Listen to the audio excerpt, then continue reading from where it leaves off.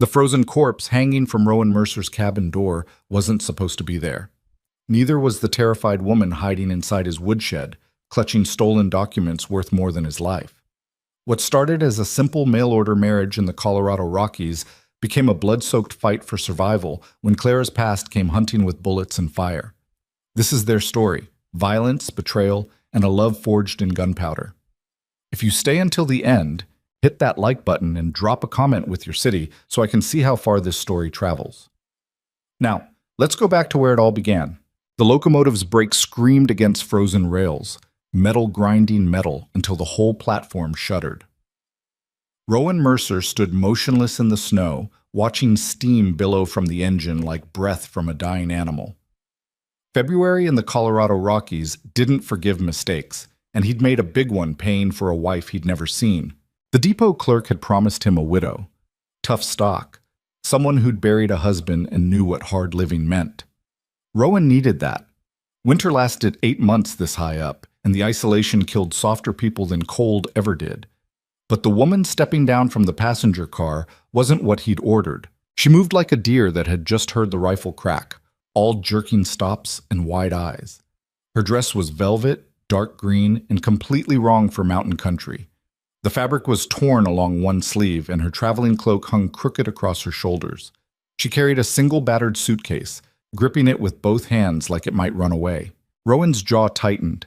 He was 42, built like the trees he felled, with a face that looked like it had been carved with a dull axe. Scars ran through his beard on the left side, where a grizzly had gotten too close 5 years back. His hands were the size of dinner plates, calloused and scarred from trap lines and axe handles. This woman looked like she'd snap in the first real wind. "You Mercer." The conductor appeared behind her, already reaching for her luggage. The woman flinched away from him. Rowan walked forward, his boots crunching through ice. Up close, she was younger than he'd expected, maybe 25. Her face was pale, almost gray, with shadows under her eyes that spoke of bad sleep and worse circumstances. But her eyes themselves, they were different. Dark and sharp and taking in everything. The way she looked at him wasn't fear exactly. It was calculation. "Clara Whitmore?" he asked. "Yes." Her voice was quiet but steady. Eastern accent, educated. "You're not what I paid for." She stiffened. "The arrangement was made. I'm here to honor it." "The arrangement was for a frontier widow, someone who knows mountain living." He gestured at her dress. "You look like you got lost on the way to a theater." 2 spots of color appeared on her cheeks. "I can learn." "No." Rowan turned to the conductor. "Put her on the return train. This was a mistake." "There's no return train until spring thaw," the conductor said, already walking away. "Track's closing down tomorrow." "You two sort it out." Clara's eyes widened slightly, the first real crack in whatever mask she was wearing. She watched the conductor disappear into the station, then turned back to Rowan. "I'm staying," she said. "Like hell you are. We have a contract." She set down her suitcase and reached into her cloak, pulling out a folded paper. Her hand shook slightly as she unfolded it. "You paid the arrangement fee. I accepted the terms. It's legally binding." Rowan stared at her. "You think a piece of paper means anything out here?" "I think a man's word means something. You gave yours when you signed this." There was steel in her voice now, under the fear. Rowan had to respect that, even as it annoyed him. He took the contract, scanned it quickly. His signature was there, big and rough next to the agency's careful script. He'd been drunk when he signed it. Lonely and stupid and drunk. "Why?" he asked, handing it back. "Why what?" "Why are you here? Women like you don't answer frontier marriage arrangements unless they're running from something." She flinched. It was slight, but he caught it. "I need a new start," she said carefully. "What did you do?" "Nothing criminal." That was a specific denial. Too specific. Rowan felt a cold weight settle in his gut. He'd spent 20 years in these mountains learning to read sign. Animal tracks, weather patterns, the way snow settled on a slope before an avalanche. People weren't that different. This woman was lying, and whatever she was running from was bad. He should send her back.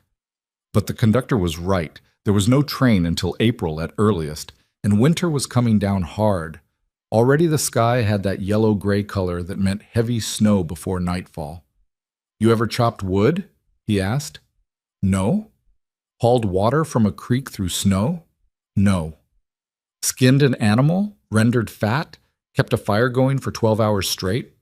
I can learn, she said again, quieter now. Rowan laughed, but there was no humor in it. You'll be dead in a month.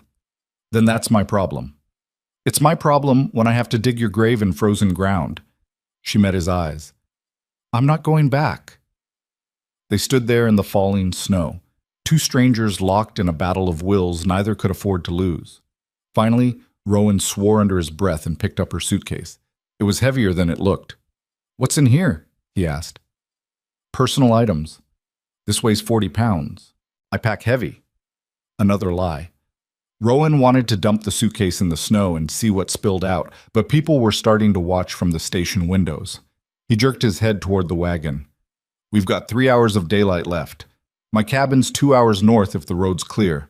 You slow me down, I'm leaving you. She followed him to the wagon without another word. It was a rough thing, more sledge than wagon this time of year, with runners instead of wheels and a canvas cover to keep the worst weather off.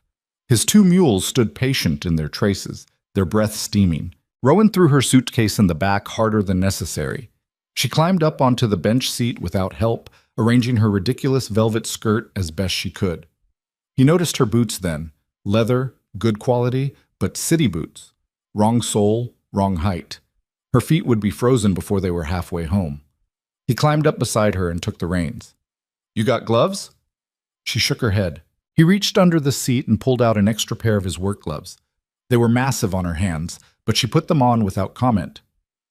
Thank you, she said quietly. Rowan didn't answer. He snapped the reins and the mules started forward, pulling the sledge up the main road out of town. Within minutes, the depot disappeared behind them into the gray-white landscape. The silence stretched between them like the frozen miles ahead. Rowan kept his eyes on the road, watching for ice patches and washouts. The woman sat rigid beside him, hands folded in her lap, not speaking. After an hour, she started shivering. The temperature was dropping fast, and that velvet dress might as well have been paper.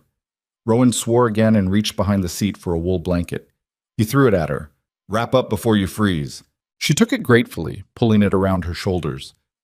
I didn't think it would be this cold. It's not even winter yet. This is autumn. Her shivering got worse. Rowan felt a spike of anger, not at her, but at the whole stupid situation, at himself for being lonely enough to order a wife, at her for being desperate enough to answer, at the world for being the kind of place that made people this desperate. What's your real name? He asked. She went very still. Clara Whitmore. That's the name on the contract. I'm asking what your real name is. It's Clara. And Whitmore? She didn't answer. I'm going to find out, he said. These mountains are isolated, but news travels, especially news about people running from something. I'm not running. You're terrified. You've got a suitcase full of something heavy that isn't clothes. And you'd rather freeze to death in the Rockies than go back wherever you came from. He glanced at her. That's running. She pulled the blanket tighter. If you're going to send me back anyway, why do you care? Because you're here now, and whatever trouble you brought with you, it's my problem until spring. I won't bring you trouble. Too late. The mules labored up a steep slope, their hooves finding purchase on ice-covered stone. The trail narrowed, with a rock face on one side and a drop-off on the other that disappeared into mist. Clara gripped the edge of the seat, her knuckles white even through the oversized gloves. Don't look down, Rowan said. I'm fine. You're turning green. I said I'm fine. The trail leveled out onto a high plateau. Up here, the wind hit them full force, screaming across the open ground and cutting through clothes like they weren't there. Clara's shivering turned violent. Rowan pulled the sledge to a stop. Get in the back, he ordered. What? Under the canvas, it's warmer. I need to focus on the trail, not watching you fall off the seat. She didn't argue, just climbed awkwardly over the seat and disappeared under the canvas cover. Rowan heard her arranging things back there, making space among his supplies. Flour, salt, ammunition, lamp oil, all the things he'd need to survive until spring. He got the mules moving again. The trail got worse, winding through stands of pine that creaked and groaned in the wind. Snow started falling, light at first, then heavier. Rowan pushed the mules harder. He knew this country, knew how fast weather could turn lethal. From under the canvas, he heard Clara's voice, muffled. How much farther? Hour if we're lucky, 2 if we're not. And if we get stuck, we won't. But if we do, then we freeze to death. Stop talking. You're letting cold air under the canvas. She went quiet. Rowan focused on the trail, reading the landscape through the thickening snow. He'd made this run 100 times, knew every switchback and creek crossing. But winter made everything different. The familiar became dangerous. The snow fell harder. Wind carved it into strange shapes across the trail. Rowan's beard frosted over. His face went numb. He kept the mules moving through sheer will, talking to them in a low, steady voice that was more feeling than words. When the cabin finally appeared through the trees, Rowan felt his shoulders drop with relief he wouldn't admit. It was a solid structure, logs chinked with mud and moss, a stone chimney, shuttered windows, and a roof that could hold 6 feet of snow. He'd built it himself 15 years ago, and it had kept him alive ever since. He pulled the sledge up to the porch and set the brake. His hands were stiff with cold as he climbed down. The cabin door was locked, ice already forming in the jamb. He had to kick it twice before it opened. Inside was dark and cold. Rowan moved through it by memory, finding the lamp on the table and the matches beside it. Light flared, pushing back the darkness. The cabin was a single large room with a sleeping loft above. A stone fireplace dominated one wall. There was a table, 2 chairs, a counter for food preparation, and shelves holding supplies. His bed was up in the loft, a mattress stuffed with pine needles and covered with bearskins. Everything was clean but bare, the home of a man who owned only what he needed. Rowan heard Clara climb down from the sledge.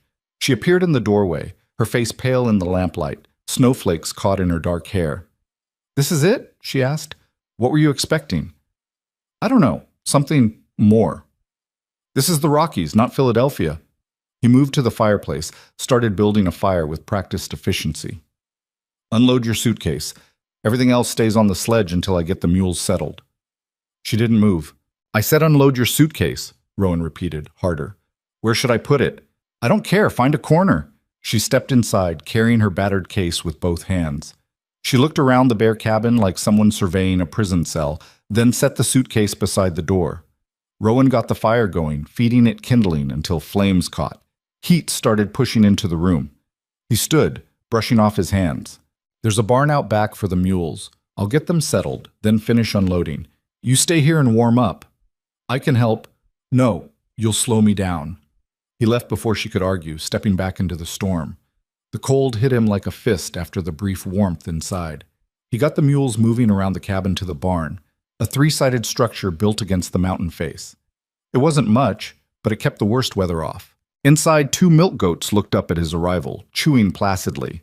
Rowan unhitched the mules and got them into stalls with hay and water. His hands moved automatically through the familiar work. Feed, water, check hooves, brush down. The animals were his lifeline. Without them, he'd starve.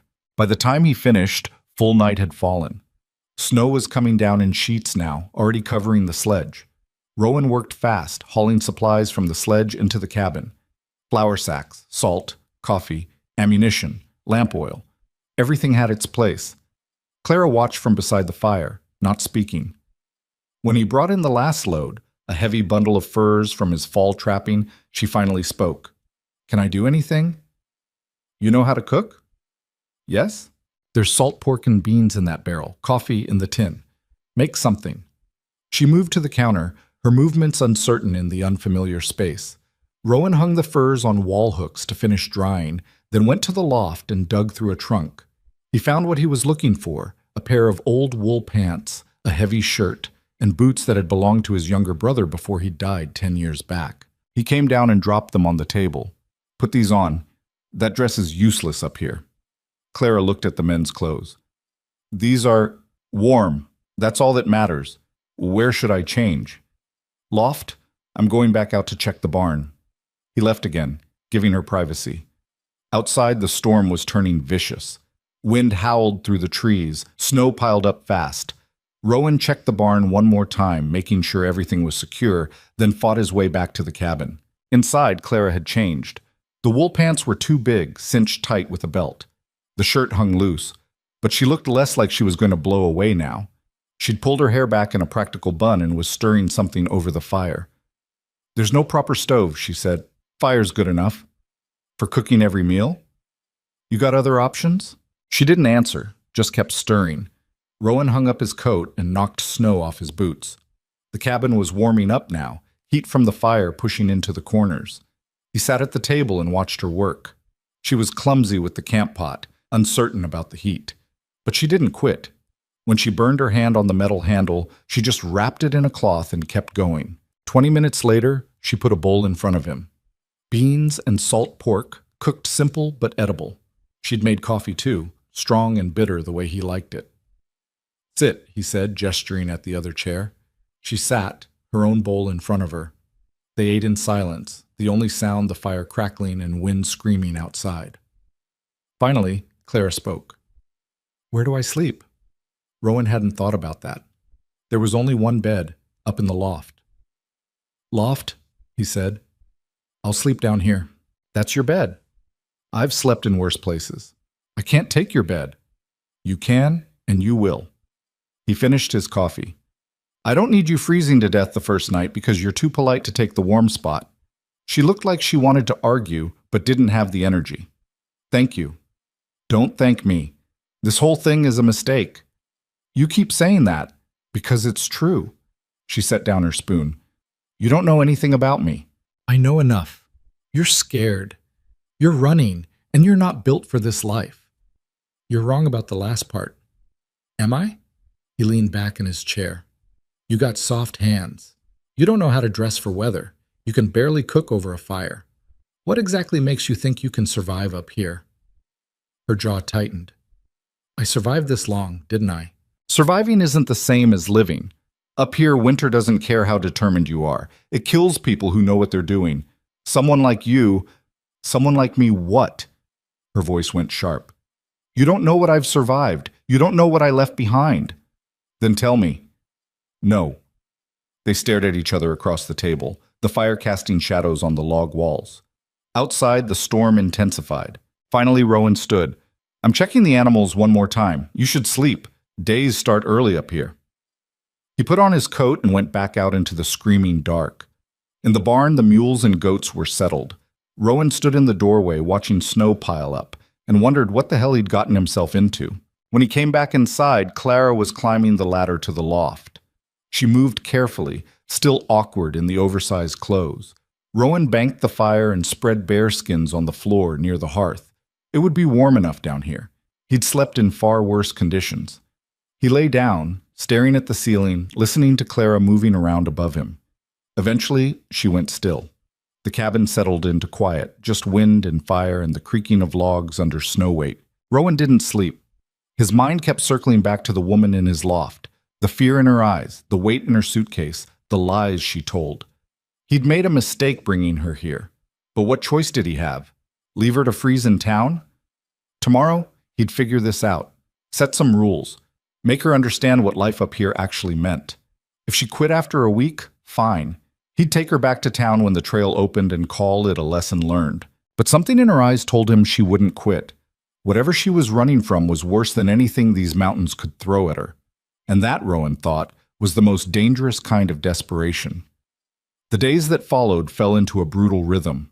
Rowan woke before dawn, built up the fire, and went out to check traps and hunt. Clara woke to an empty cabin and a list of chores written on a scrap of paper. Haul water, feed animals, clean, cook, keep the fire going. She failed at almost everything. The water buckets were too heavy. She could barely drag them from the creek, spilling half the contents in the snow. Feeding the animals terrified her. The mules were huge, and the goats kept trying to eat her clothes. Cooking over an open fire burned half the food and undercooked the rest. But she didn't quit. Every evening, Rowan returned to find her still trying. Her hands were blistered and raw. Her face was chapped from wind. She moved like every muscle hurt. But the fire was burning, and supper was waiting, even if it was half-charred. He didn't praise her, didn't encourage her, just ate what she cooked and left new instructions for the next day. At night, he slept on the floor while she took the loft. They barely spoke. The silence between them was heavy with everything unsaid. A week passed, then 2. Clara's hands toughened. Her movements became more efficient. She learned to judge the fire's heat, to lift the water buckets without spilling, to approach the animals without fear. Rowan watched it happen and felt something uncomfortable stirring in his chest. Respect, maybe. Or recognition. She was learning the same way he had once, through pain and stubbornness and refusing to break. One evening, he came back to find her outside in the snow, axe in hand, trying to split wood. She was doing it wrong, all arms, no leverage, but she was trying. "Stop," he said, walking over. She lowered the axe, breathing hard. "I can do this." "Not like that. You'll break your wrist." He took the axe from her. "Watch." He showed her the proper stance, the way to read the wood grain, where to aim the blade. Then he handed it back. "Try again." She did. The wood didn't split, but the axe bit deeper this time. "Better," he said, and walked into the cabin. Behind him, he heard her swing again. The temperature dropped. Real winter was coming, the kind that turned breath to ice and made skin crack and bleed. Rowan went out to check his trap lines in the high country, planning to be gone 3 days. "Keep the fire going," he told Clara. "Don't let it die, not even for a minute. You understand?" She nodded. "There's enough wood stacked on the porch for 4 days if you're careful. I'll be back before you run out." "What if you're not?" "Then chop more." He left at dawn, pack on his back, rifle in hand. The trap lines ran through hard country, steep ravines and dense forest where predators outnumbered prey. It was dangerous work, but it was what he knew. As he climbed into the high country, Rowan found himself thinking about Clara, wondering if she'd keep the fire going, wondering if she'd be there when he got back, or if she'd finally given up and tried to walk to town. He checked that thought. It didn't matter. She was a temporary problem. Come spring, she'd leave, and his life would go back to normal. But something about that thought felt wrong now. In the cabin, Clara stood alone in the silence. The fire crackled. Outside, wind howled. She looked at her blistered hands, at the rough walls, at the life she'd chosen. No, not chosen. Run to. She went to her suitcase and opened it. Inside, beneath a thin layer of clothes, were the ledgers. Thick books filled with numbers and names and proof of crimes that would destroy powerful men if anyone saw them. She'd stolen them from the railroad company where she'd worked as an accountant. Stolen them after discovering they were using company funds to hire killers, to bribe judges, to murder homesteaders who wouldn't sell their land. She'd taken the evidence and run, and the men chasing her wouldn't stop until she was dead. Clara closed the suitcase. Rowan didn't know what he'd brought into his home. What danger now lived under his roof? She should tell him, should warn him. But if she did, he'd send her away, and she had nowhere left to go. So she fed the fire, and she kept the secret, and she prayed the past would stay buried until spring. Outside, the first real storm of winter began to build on the horizon. The storm hit on Rowan's second night away. Clara woke to wind that sounded like something alive and furious trying to tear the cabin apart. The shutters rattled violently. Snow forced its way through cracks in the walls, dusting the floor with white powder. She climbed down from the loft, her breath visible in the frigid air, and found the fire burning low. Her heart kicked hard. "Don't let it die," Rowan had said, "not even for a minute." She fed it wood, her hands shaking from cold and fear. The flames grew, pushing back the darkness, and she crouched in front of them, absorbing heat like a starving animal. Outside, the storm screamed louder. By morning, snow had buried the porch. Clara had to shove the door with her shoulder to open it enough to squeeze through. The world outside was white chaos, wind driving snow sideways, visibility maybe 10 feet. She couldn't see the barn, couldn't see the trees, just white and more white. The animals needed feeding. She wrapped herself in every piece of warm clothing she could find. Rowan's extra coat over the wool shirt, 2 pairs of socks inside the oversized boots, a scarf wound around her face until only her eyes showed. Then she grabbed the bucket of grain and pushed into the storm. The wind hit her like a physical blow. Snow stung her exposed skin, found every gap in her clothing. She couldn't breathe without inhaling ice. The barn was maybe 30 yards away, but it felt like miles. Clara put her head down and walked. The grain bucket banged against her leg. Wind shoved her sideways. She stumbled, caught herself, kept moving. Her eyes watered and froze. She couldn't feel her feet. When she finally reached the barn, her hands were so numb she could barely work the latch. Inside, the mules stamped nervously. The goats huddled together in the corner, their eyes wide. "I know," Clara said through chattering teeth. "I'm scared too." She poured grain into their troughs with shaking hands, then broke the ice on their water buckets. The work was clumsy and slow, but she got it done. As she turned to leave, one of the mules, the gray one Rowan called Brutus, pushed his nose against her shoulder. "I don't have anything else," she said. He just stood there, breathing warm air against her frozen face. Clara reached up and touched his neck, feeling the solid warmth of living muscle beneath winter coat. Something about that simple contact steadied her. "I'll come back tonight," she promised. "Try not to freeze." The walk back to the cabin was worse. The wind had shifted, blowing directly into her face. Snow accumulated on her eyelashes, in her scarf, inside her collar. She couldn't see the cabin until she was almost on top of it. Inside, she stripped off the wet outer layers and stood shivering by the fire. Her clothes steamed, water dripped from her hair. She was exhausted, and the day had barely started. This was what Rowan did every day. Not just surviving, maintaining life in a place designed to kill it. Clara ate cold beans from the night before, then spent the rest of the morning keeping the fire fed. She counted the wood on the porch, enough for 3 more days if she was careful, maybe 2 if the temperature kept dropping. By afternoon, the storm showed no signs of stopping. Clara pulled on the wet clothes again and fought her way back to the barn. The animals were fine, but the water had frozen solid again. She had to carry the buckets inside the cabin, let the ice melt by the fire, then carry them back out. 2 trips.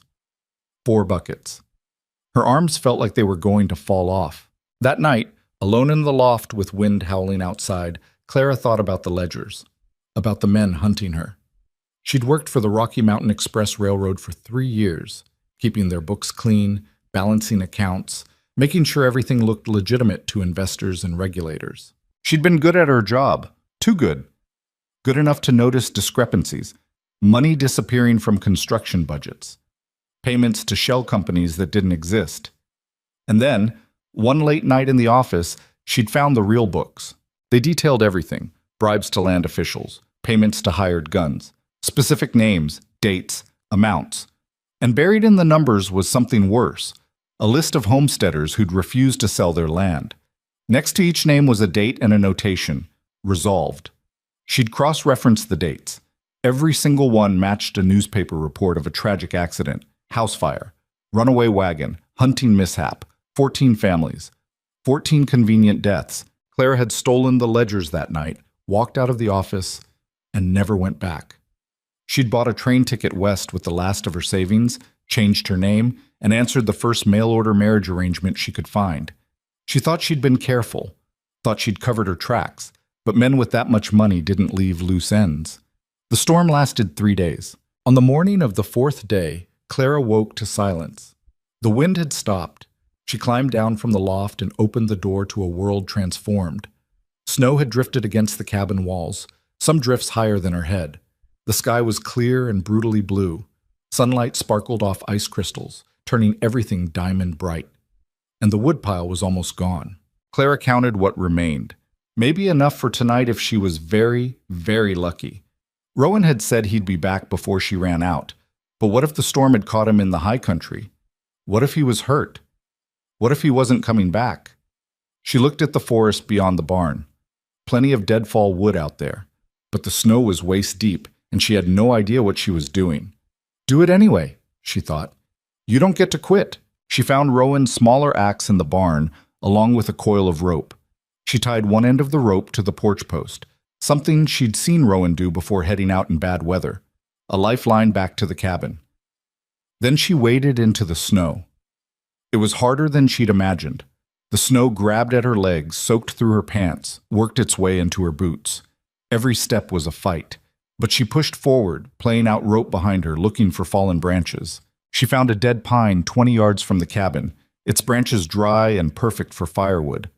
Clara chopped at the smaller limbs, her technique terrible but effective enough. The axe was heavy. Her shoulders burned. Blisters that had just started healing tore open again. She didn't stop. It took her 2 hours to cut and drag enough wood back to the cabin to last 2 days. Her hands were bleeding. Her lungs felt raw from breathing frozen air. But when she stacked the wood on the porch and looked at what she'd accomplished, something fierce and proud moved through her chest. I did that, she thought. Me. That night, she cooked the last of the salt pork and rationed the beans. Food was getting low. If Rowan didn't come back soon, that would be the next problem to solve. But he would come back. He had to. On the 5th day, Claire was hauling water from the creek when she heard the sound. A deep, rumbling growl that made her blood turn to ice water. She froze, bucket in hand, and slowly turned her head. 30 feet away at the edge of the tree line stood the largest wolf she'd ever seen. It was gray and white, its fur thick with winter coat, its eyes pale yellow. It wasn't alone. 2 more appeared behind it, smaller but just as hungry looking. Claire's mind went blank with terror. She'd seen wolves before, from the train window, at a distance, made safely small by perspective. Up close they were different.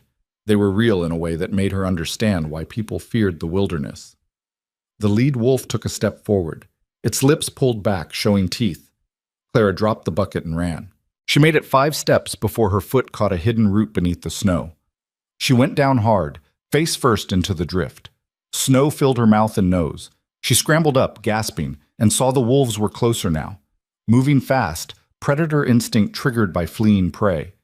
Clara's hand found something solid beneath the snow. A fallen branch, thick as her wrist. She grabbed it and swung as the lead wolf lunged. The branch connected with its shoulder. The wolf yelped and fell back, surprised more than hurt. But it gave Clara enough time to get her feet under her and start backing toward the cabin, branch held in front of her like a sword. The wolves circled, looking for an opening. Clara kept the branch moving, her breath coming in ragged gasps. She was 20 feet from the porch, then 15. The second wolf darted in from the side. Clara swung wild, missed. Teeth snapped inches from her leg. She stumbled backward, lost her footing again, and this time she knew she was dead. The rifle shot cracked across the clearing like thunder. Snow exploded near the lead wolf's feet. The pack scattered, disappearing into the trees so fast it was like they'd never been there. Clara sat in the snow, shaking, and looked up to see Rowan standing on the porch, rifle still raised to his shoulder. He lowered the gun slowly. "Get inside!" She scrambled to her feet and ran for the cabin. Rowan stayed outside, scanning the tree line until she was safely through the door. Then he followed, closing and barring it behind him. "You hurt?" he asked. Clara shook her head, not trusting her voice. "Let me see your leg." "It didn't bite me." "Let me see it anyway." She pulled up her pant leg. No blood, no torn fabric. The wolf had missed by inches. Rowan set the rifle against the wall. He looked exhausted. 3 days of hard travel in a storm showed on his face. His beard was crusted with ice. Dark circles shadowed his eyes. But he was alive. "You fed the animals?" he asked. "Twice a day." "Kept the fire going?" "Yes." "Where'd that wood on the porch come from?" "I didn't leave that much." Clara's hands were still shaking. "I cut it." He looked at her properly then, seeing the blisters, the raw patches on her face from windburn, the way she held herself like every muscle hurt. "You went out in the storm and cut wood," he said. "We were running out. You said not to let the fire die." Rowan walked to the fire and stood there, warming his hands. For a long time he didn't speak. Clara waited, expecting anger or criticism or another lecture about how she wasn't built for this life. Instead he said, "Coffee? I'll make some." "No, sit down. I'll do it." He made coffee while she sat at the table, still trembling from adrenaline. When he set a cup in front of her, the steam rising from it was the most beautiful thing she'd ever seen. "The wolves," she said. "Have they been around before?" "They come down when game gets scarce in the high country. Usually they leave the homestead alone." He sat across from her. "Usually. What's different this time?" "Hard winter coming. Animals can feel it before we can. They're desperate." Clara wrapped her hands around the cup, absorbing its warmth. "Will they come back?" "Probably." "What do we do?" "Keep the animals secured at night. Don't go outside unarmed. And if you see them again, don't run." He looked at her. "Running triggers the chase instinct. You run, you die." "You could have mentioned that before." "Didn't think I'd need to. Most people have enough sense not to challenge a wolf pack with a stick." "I wasn't challenging them. I was defending myself." "With a stick?" "It's what I had." The corner of his mouth twitched. Not quite a smile, but close. You've got guts. Stupid guts, but guts. Clara felt something loosen in her chest. Is that a compliment? It's an observation. They drank their coffee in silence. Outside, daylight was fading fast. Rowan got up and started preparing supper. Proper supper, not the burnt offerings Clara had been producing. He moved efficiently around the cabin, a man completely at ease in his space. You did good, he said, without looking at her. Keeping things going while I was gone. Those words shouldn't have meant so much. They were simple, practical, almost grudging. But Clara felt them settle in her chest like warmth from the fire. Thank you, she said quietly. They ate venison stew that Rowan made from meat he'd brought back from the trap lines. It was the best thing Clara had tasted in weeks. Afterward, Rowan went to check the animals one more time before full dark. Clara washed the dishes, then climbed to the loft. But sleep wouldn't come. She kept seeing those yellow eyes, those teeth, kept feeling the terror of knowing she was about to die. Below, she heard Rowan come back inside, bar the door, bank the fire, heard him settle on the bearskins by the hearth. The cabin creaked and settled around them. Clara? His voice came from below, quiet. Yes? You did more than good. I meant that. She closed her eyes. Good night, Rowan. Good night. The days that followed established a new rhythm. Rowan worked the trap lines, but he stayed closer to the homestead, checking them in day trips rather than overnight runs. Clara took over more of the daily work, feeding animals, hauling water, cooking, maintaining the cabin. They were learning each other's patterns, finding a way to share space without constantly colliding. Rowan still didn't talk much, but his silences felt less hostile now, more comfortable. One evening, he came back from the lines and found Clara trying to patch a hole in her pants using a needle and thread. That's not how you do it, he said. I'm managing. He took the pants from her. You're making it worse. His hands were huge, scarred and calloused, but they moved the needle with surprising precision. My mother made me learn. Said a man who couldn't mend his own clothes would freeze to death out of pure stupidity. Where is she now? Dead. 15 years back. He finished the patch and handed the pants back. Pneumonia took her. My father 6 months later just gave up, I think. Didn't want to be here without her. I'm sorry. He shrugged. It was a long time ago. Were you close? You and your mother? Close as anyone could be up here.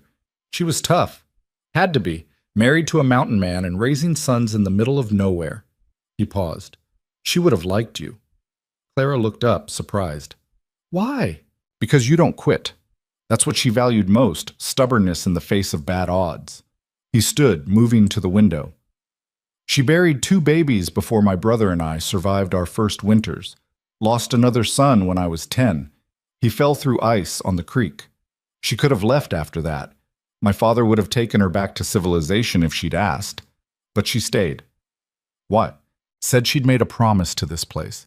To make it mean something. Rowan's voice was quiet. Leaving would have meant all that death was for nothing. Clara thought about that. About staying in a place that had taken so much from you, just to prove the taking hadn't won. What happened to your brother? She asked. The one whose clothes I'm wearing. Jacob. He left 8 years back. Said he couldn't stand the isolation anymore. Went to Denver last I heard. Haven't seen him since. Do you miss him? Sometimes. Rowan turned from the window. Mostly I'm just tired of talking about the past. He went to check the animals, leaving Clara alone with her thoughts. The next morning, she woke to find him standing by the table, staring at something in his hand. As she climbed down from the loft, she saw it was a letter. Where did that come from? She asked. Trapper came through yesterday. Brings mail up from town when the trail's passable. Rowan's face was hard. This is for you. Clara's blood went cold. What? He held out the letter. It was addressed to Clara Whitmore, care of Rowan Mercer's homestead. No return address. Her hand shook as she took it. How did anyone know I was here? That's what I'd like to know. She opened it with numb fingers. Inside was a single sheet of paper with 2 lines written in neat script. We know where you are. We're coming. No signature, no details. Just those 6 words. Clara's legs went weak. She sat down hard in the chair. Who are they? Rowan asked. His voice was calm, but there was steel underneath. I told you, I needed a new start. Stop lying.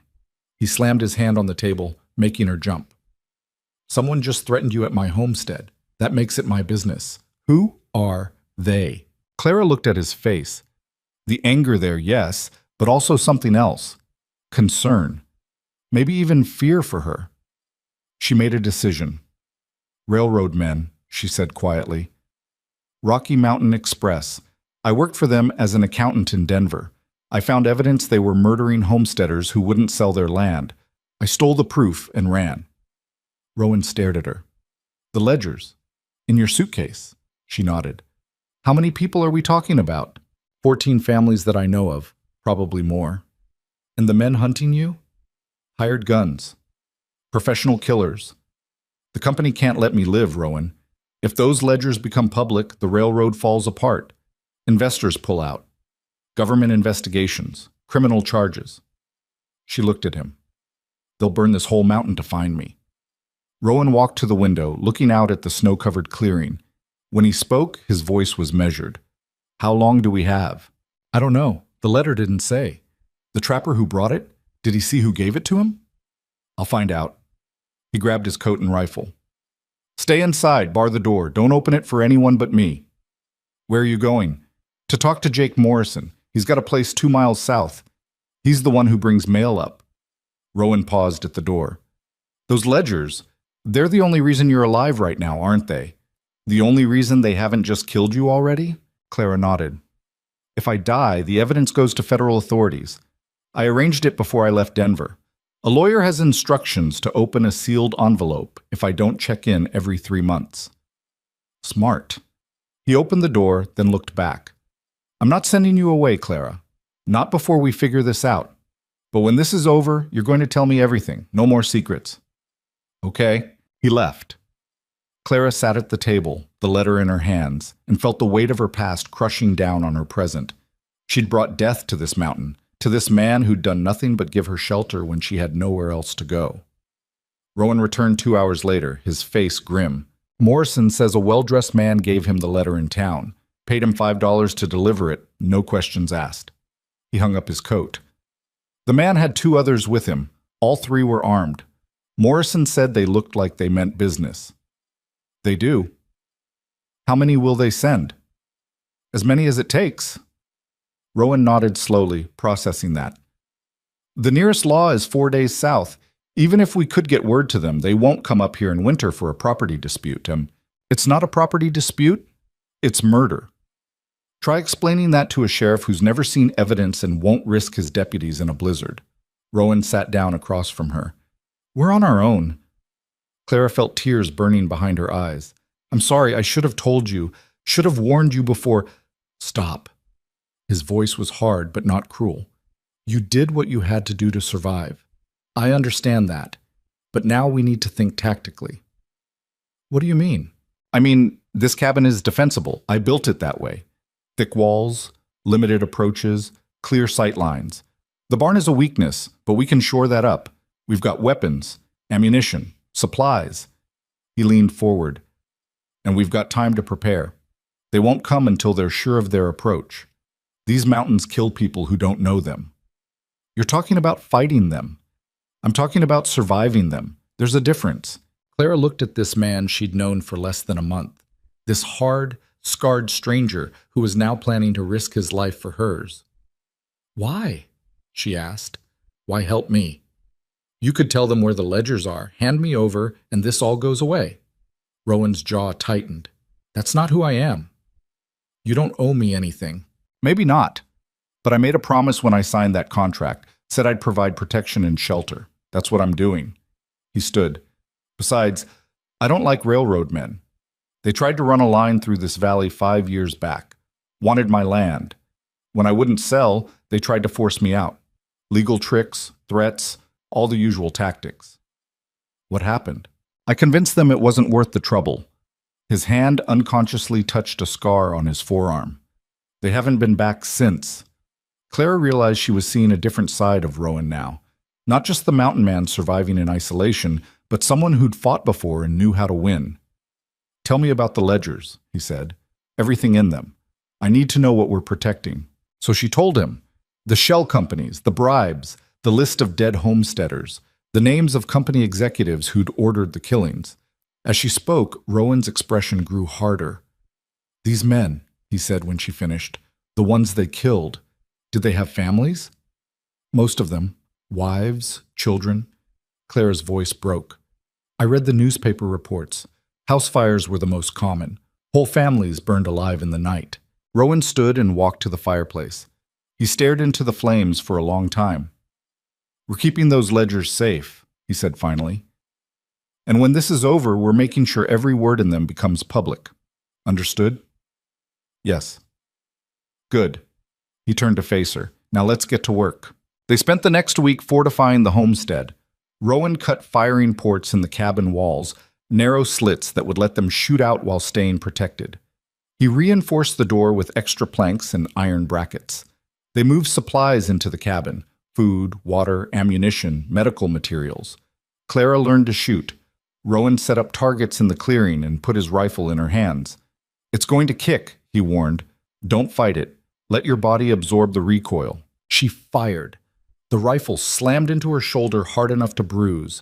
The shot went wide, kicking up snow 10 feet from the target. Again, Rowan said. She fired 20 times that day. By the end, she was hitting the target more often than not.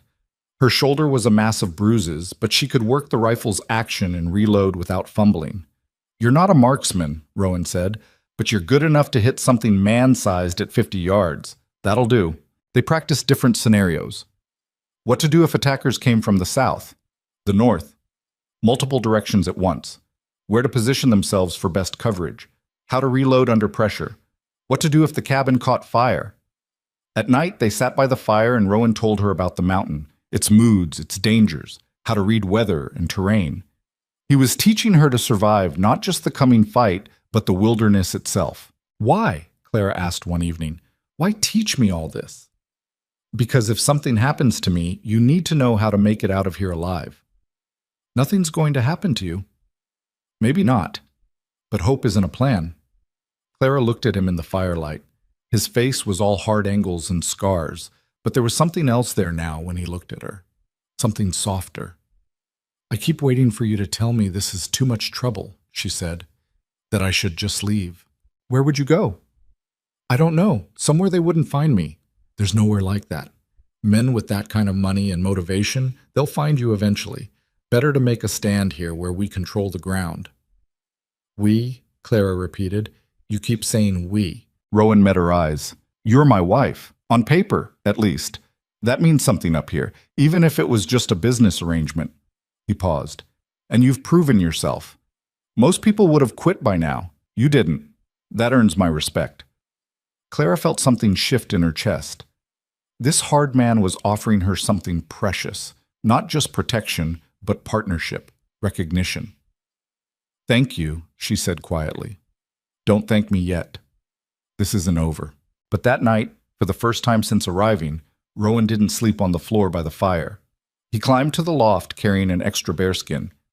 There's room for 2 up here, he said, and it's warmer. We need to conserve heat. It was practical, logical. But as Clara lay on one side of the loft and Rowan on the other, a careful distance between them, she felt the significance of the gesture. They were in this together now. Whatever came next, they'd face it as allies. Outside, winter deepened its grip. And somewhere in the distance, men with guns and bad intentions were coming closer. The wolves came back 3 nights later. Clara woke to the sound of the goats screaming. She was down the ladder before she was fully conscious, grabbing the rifle Rowan had left loaded by the door. He was already outside, standing on the porch in his long underwear, his own rifle raised. Stay inside, he called back without turning. She ignored him and stepped out into the freezing night. Moonlight turned the snow blue-white. Near the barn, shadows moved, 4 wolves this time, circling. One had its jaws locked on the barn door, trying to tear through the wood. Rowan fired. The shot echoed across the valley and the wolf at the door yelped and fell back. The others scattered but didn't run far. They paced at the edge of the clearing, yellow eyes catching the moonlight. They're starving, Rowan said. Game's disappeared from the high country. They'll keep coming back until they get what they want, or we kill them all. So we kill them. He looked at her, surprised. You sure about that? They're trying to destroy our livelihood. What choice do we have? Rowan nodded slowly. All right. You take the left side of the clearing. I'll take the right. Don't shoot unless you're sure of your target. They separated, moving to opposite ends of the porch. Clara's heart hammered against her ribs. The rifle felt heavy in her hands. Cold bit through her clothes, but she barely felt it. One of the wolves broke from the tree line, racing toward the barn. Clara tracked it, exhaled, and squeezed the trigger. The rifle kicked. The wolf tumbled sideways into the snow and didn't get up. Good shot, Rowan said. Another wolf charged from his side. His rifle cracked and it went down. The remaining two hesitated, then melted back into the forest. Rowan waited 5 minutes, watching the trees before he lowered his rifle. They'll be back. Wolves don't give up easy when they're this hungry. Neither do we. He glanced at her. In the moonlight, his expression was hard to read. No, we don't. They dragged the dead wolves away from the homestead and checked the barn. The door was scored with claw marks, but intact. The animals inside were terrified, but unharmed. Back in the cabin, Claire's hands started shaking. Reaction setting in. She'd just killed a living thing, 2 living things, if she counted the one from before. Rowan took the rifle from her and set it aside, then pressed a cup of whiskey into her hands. Drink. She did. The liquor burned going down, but it steadied her. You did what needed doing, he said. Don't overthink it. I'm not. You are. I can see it on your face. He sat across from her. Taking a life is never easy, even an animal's life. But sometimes it's necessary. You understand that now. Clara looked at him. How many men have you killed? The question hung in the air between them. 3, Rowan said finally. 2 were trying to rob me on a trail south of here. The 3rd was the railroad's hired muscle when they came for my land. Do you regret it? No, they made their choices. I made mine. He paused. But I remember every one. That's the price you pay. Will it be the same when the railroad men come? Probably worse. They'll be better armed, better trained, and they won't stop until one of us is dead. His eyes met hers. Are you ready for that? Clara thought about the families in the ledgers, the burned houses, the murdered children. Yes. Then get some sleep. We've got work to do tomorrow. But sleep didn't come easily. Clara lay in the loft, listening to Rowan's breathing on the other side of the space between them, and wondered what kind of person she was becoming. A month ago, she'd been an accountant in Denver. Now she was a woman who could shoot wolves without hesitation and talk about killing men like it was inevitable. The mountain was changing her, or maybe it was just revealing who she'd always been underneath. 2 days later, Jake Morrison showed up again. Rowan saw him coming from a distance and had his rifle ready when the trapper reached the clearing. Morrison raised his hand, showing he was unarmed. Just bringing news, Mercer. No trouble. What news? Morrison glanced at the cabin where Clara stood watching from a firing port. Maybe we should talk private. She hears everything. Talk.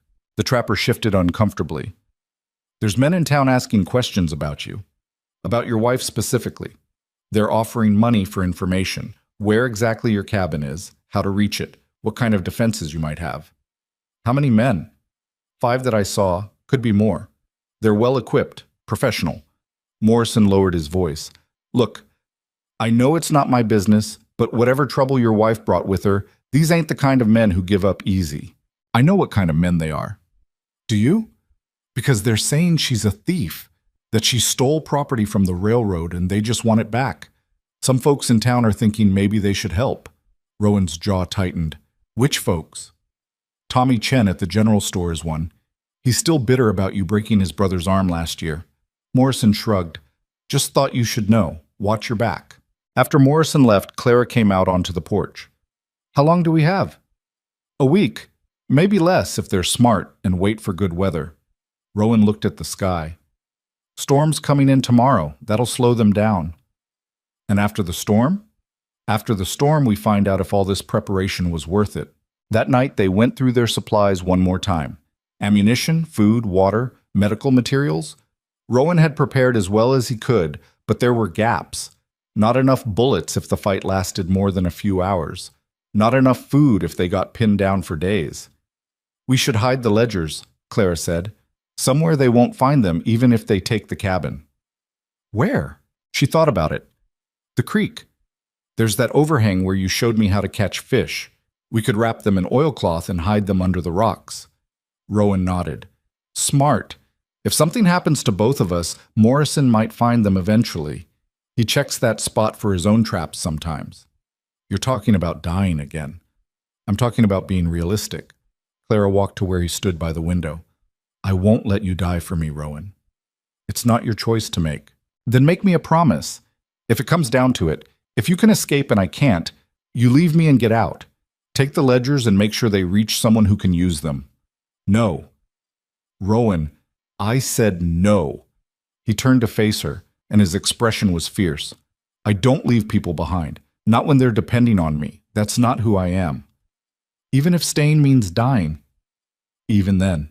They stood close enough that Clara could feel heat radiating from his body. The cabin suddenly felt very small, very intimate. Something had shifted between them over the past weeks, a connection forged through shared danger and survival. She saw it in the way he looked at her now, not as a burden or a mistake, but as someone worth protecting. Why? She asked quietly. Why does it matter so much to you? Rowan was silent for a long moment. When he spoke, his voice was rough. Because I spent 20 years alone on this mountain, 20 years of silence and isolation and convincing myself I didn't need anyone. Then you showed up, terrified and completely unprepared and lying through your teeth, and you reminded me what it feels like to have something worth fighting for. Clara's breath caught. Rowan, I'm not asking for anything, he said quickly. I know this started as business, a contract, but it's become something else for me, and I needed you to know that before... He trailed off. Before we might die. Yeah. Clara reached out and took his hand. His fingers were rough and scarred, twice the size of hers, but they closed around her hand gently. It's become something else for me, too. They stood like that in the lamplight, hands joined, while outside the wind began to pick up. The storm Morrison had mentioned was rolling in. We should sleep, Rowan said finally, while we can. But that night, the careful distance they'd maintained in the loft disappeared. Clara lay close enough to feel Rowan's warmth, and when his arm came around her shoulders, she didn't pull away. She settled against him, feeling safe for the first time since leaving Denver. Whatever happens, she whispered, thank you for everything. His arm tightened around her. Don't thank me yet. The storm hit at dawn, as vicious as any they'd seen. Snow fell so thick that visibility dropped to nothing.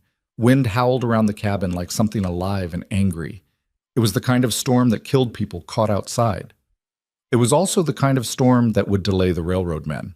Rowan and Clara spent the day inside, maintaining the fire and going over their defensive plans one more time. Rowan sketched a rough map of the homestead on a piece of paper, marking potential approach routes and defensive positions. They'll probably try to surround us, he said. Cut off any escape. Standard tactics. What if they try to burn us out? That's the biggest risk. If the cabin catches fire, we retreat to the barn and make a stand there. It's not as defensible, but it's better than burning alive. Clara studied the map. What about using the terrain? These gullies here and here, could we use them to our advantage? Rowan looked at her with something like pride. You're thinking like a tactician now. I'm thinking like someone who wants to live. Same thing. He marked the gullies on the map. If we can lure some of them into the ravine on the north side, we'd have high ground advantage. But it's risky. We'd have to split up. I can handle it. I know you can. That's not the question. He set down the pencil. The question is whether I can handle watching you put yourself in danger. You don't have a choice. Neither of us do. The storm lasted 3 days. 3 days of being trapped inside with nothing to do but wait and think and prepare. By the third day, they were both tense as wire, snapping at each other over small things, and then apologizing immediately. On the fourth day, the storm broke. Rowan went outside to check for tracks, any sign that someone had approached during the whiteout. He found wolf prints near the barn, but nothing human. We're clear for now, he said when he came back inside. But the trail from town will be passable in a day or two. So they'll come soon. Yeah. That afternoon, they hid the ledgers as Clara had suggested. Rowan wrapped them carefully in oilcloth, then placed them in a metal box he used for trapping supplies. They trudged through waist-deep snow to the creek and wedged the box under the overhang, covering it with rocks and debris until it was invisible. "Even if they tear the cabin apart, they won't find them," Rowan said. Walking back, Clara felt lighter. The evidence was safe. Whatever happened now, the truth would survive. That night they made love for the first time. There was nothing smooth or romantic about it. They came together with the desperate urgency of two people who might not survive the week, all rough hands and urgent need and the fierce desire to feel alive while they still could. Afterward, they lay tangled in the bearskins, breathing hard, their bodies slick with sweat despite the cold. "I should have done that weeks ago," Rowan said. Clara laughed, surprised by the sound. "We were barely speaking weeks ago." "Exactly. Would have been easier than all the talking." She hit his shoulder lightly. "You're terrible at this." "At what?" "Romance. Pillow talk. Any of it." Never claimed otherwise. But he pulled her closer, his hand gentle on her back. "I'm better at other things." "Yes, you are." They fell asleep like that, wrapped around each other, and for a few hours Clara let herself forget about everything except the warmth of his body and the steady beat of his heart. The railroad men arrived on the 6th day. Rowan spotted them from a distance. 5 riders on horseback, moving carefully up the trail. They stopped about a mile from the cabin, at a point where the trail split. Even from this distance, Rowan could see they were professional. Good horses, good equipment, and they moved with military precision. "They're here," he said quietly. Clara joined him at the window. Her face was pale but set with determination. "How many?" "5 that I can see. Could be more hanging back." They watched the men make camp at the trail junction. Smart positioning, close enough to strike quickly, far enough to be out of rifle range. These weren't hired thugs. They were experienced hunters. "What now?"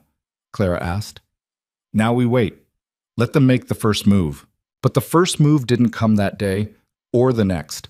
The men stayed at their camp, clearly visible from the cabin, but they didn't advance. It was a psychological tactic, Rowan realized. Making them wait, building tension, hoping they'd make a mistake. "They're trying to spook us," he said on the second day. "It's working." "Don't let it. They want us scared and sloppy. We stay sharp." On the third day, one rider came forward. He stopped at the edge of rifle range and called out, his voice carrying across the snow.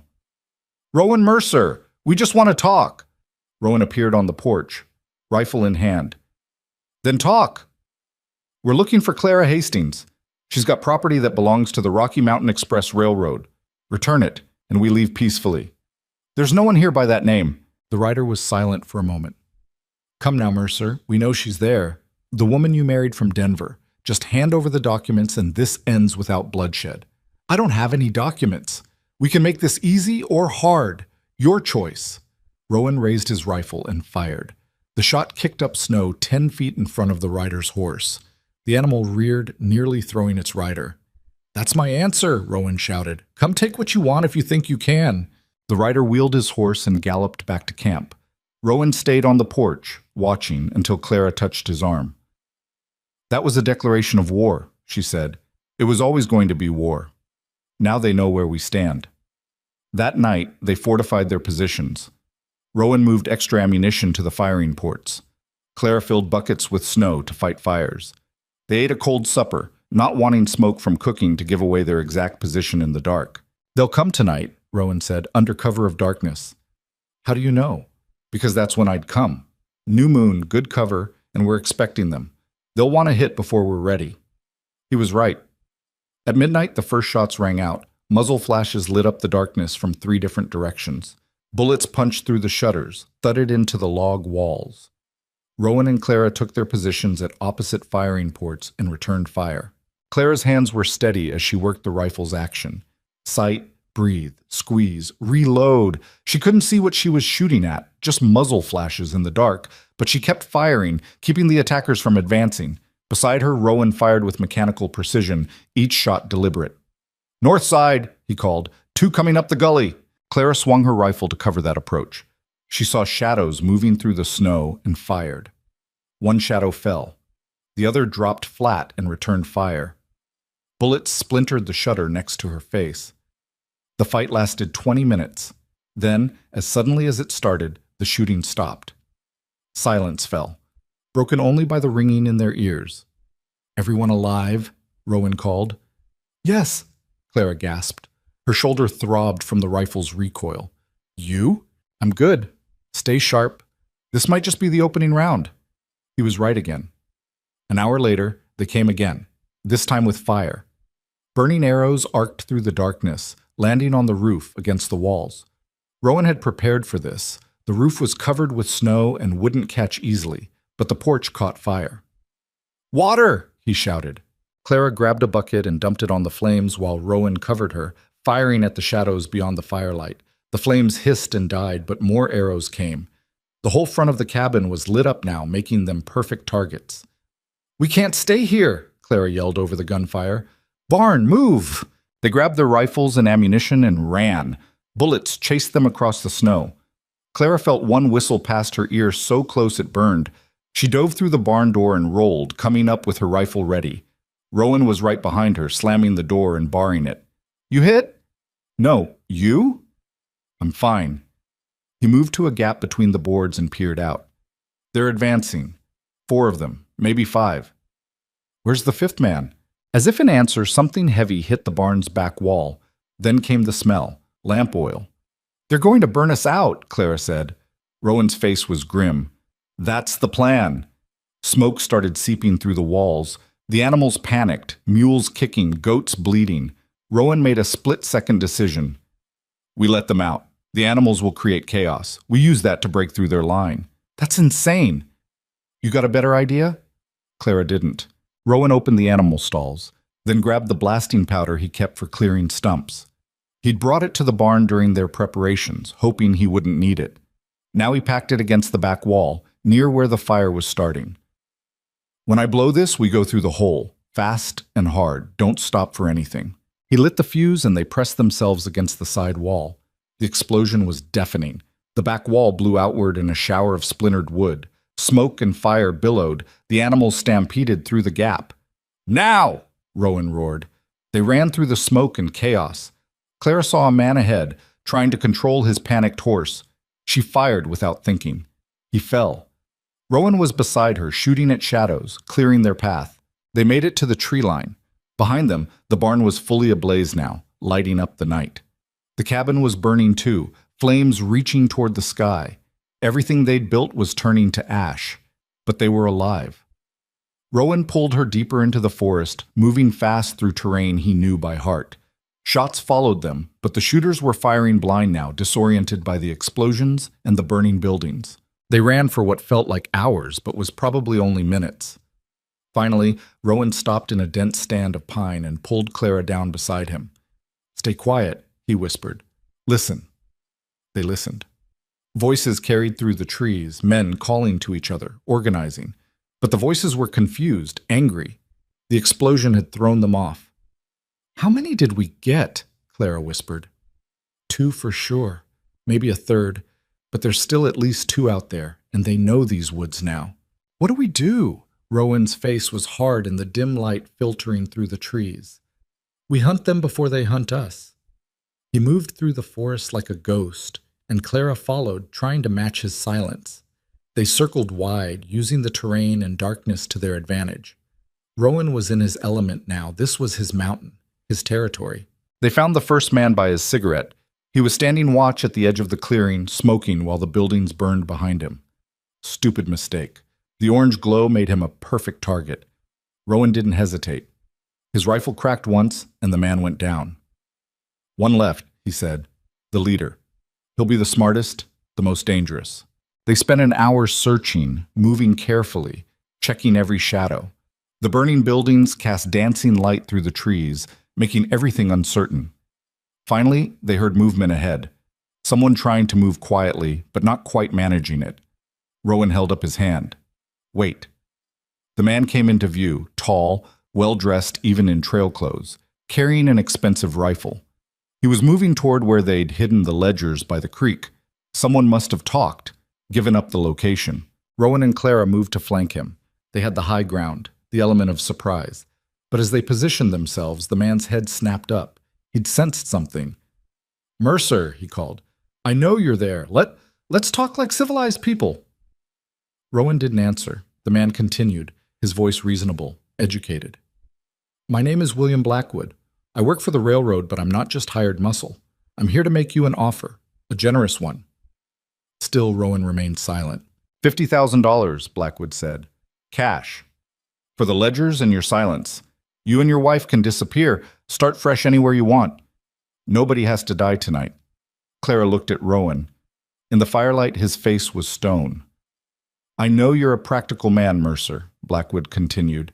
This isn't your fight. Why die for someone else's crusade? Take the money. Live your life.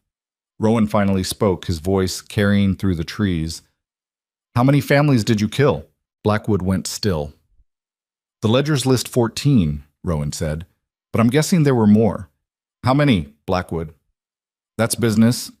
Nothing personal. Tell that to the children you burned alive. They were obstacles. Sometimes obstacles need to be removed for progress to happen.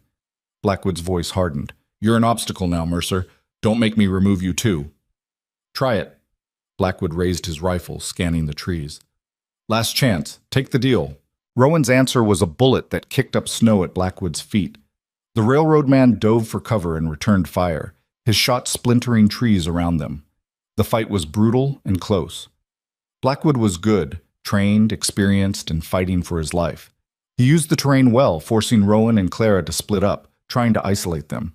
But he didn't know the mountain like Rowan did. Rowan circled wide, using a ravine to mask his approach. Clara kept Blackwood pinned down, trading shots, making him focus on her position. She was terrified, her hands shaking, but she kept firing. Rowan came up behind Blackwood's position, moving silent as death. When he was close enough, he spoke. Drop it. Blackwood spun, bringing his rifle around. Rowan fired first. The shot took Blackwood in the chest, and he went down hard, his rifle falling into the snow. Rowan approached carefully, rifle ready. But Blackwood was done. Blood spread across his expensive coat, dark in the firelight. The ledgers, Blackwood gasped. Where? Somewhere you'll never find them, Rowan said. Blackwood laughed, a wet, awful sound. Doesn't matter, I'm not the last. They'll keep sending people. The railroad doesn't forgive, doesn't forget.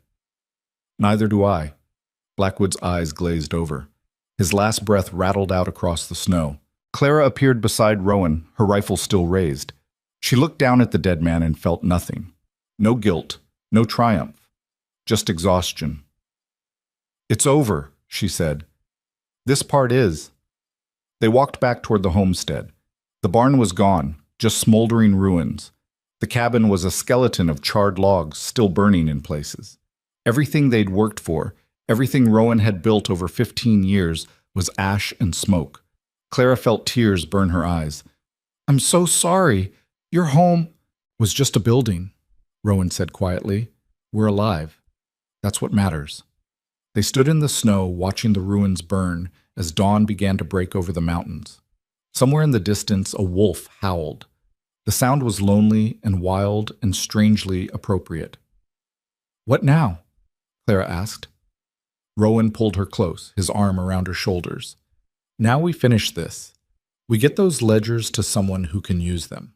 Make sure every death in those books counts for something. And after? After we come back here and rebuild. From the ground up if we have to. Clara leaned into him, feeling his warmth, his strength. Together? Yeah, Rowan said. Together. The sun rose over the smoking ruins, turning the snow pink and gold. Rowan and Clara stood in what had been the cabin's main room, now just charred logs and ash. The stone fireplace still stood, blackened but intact, a monument to what had been. The animals, Clara said suddenly. We let them out.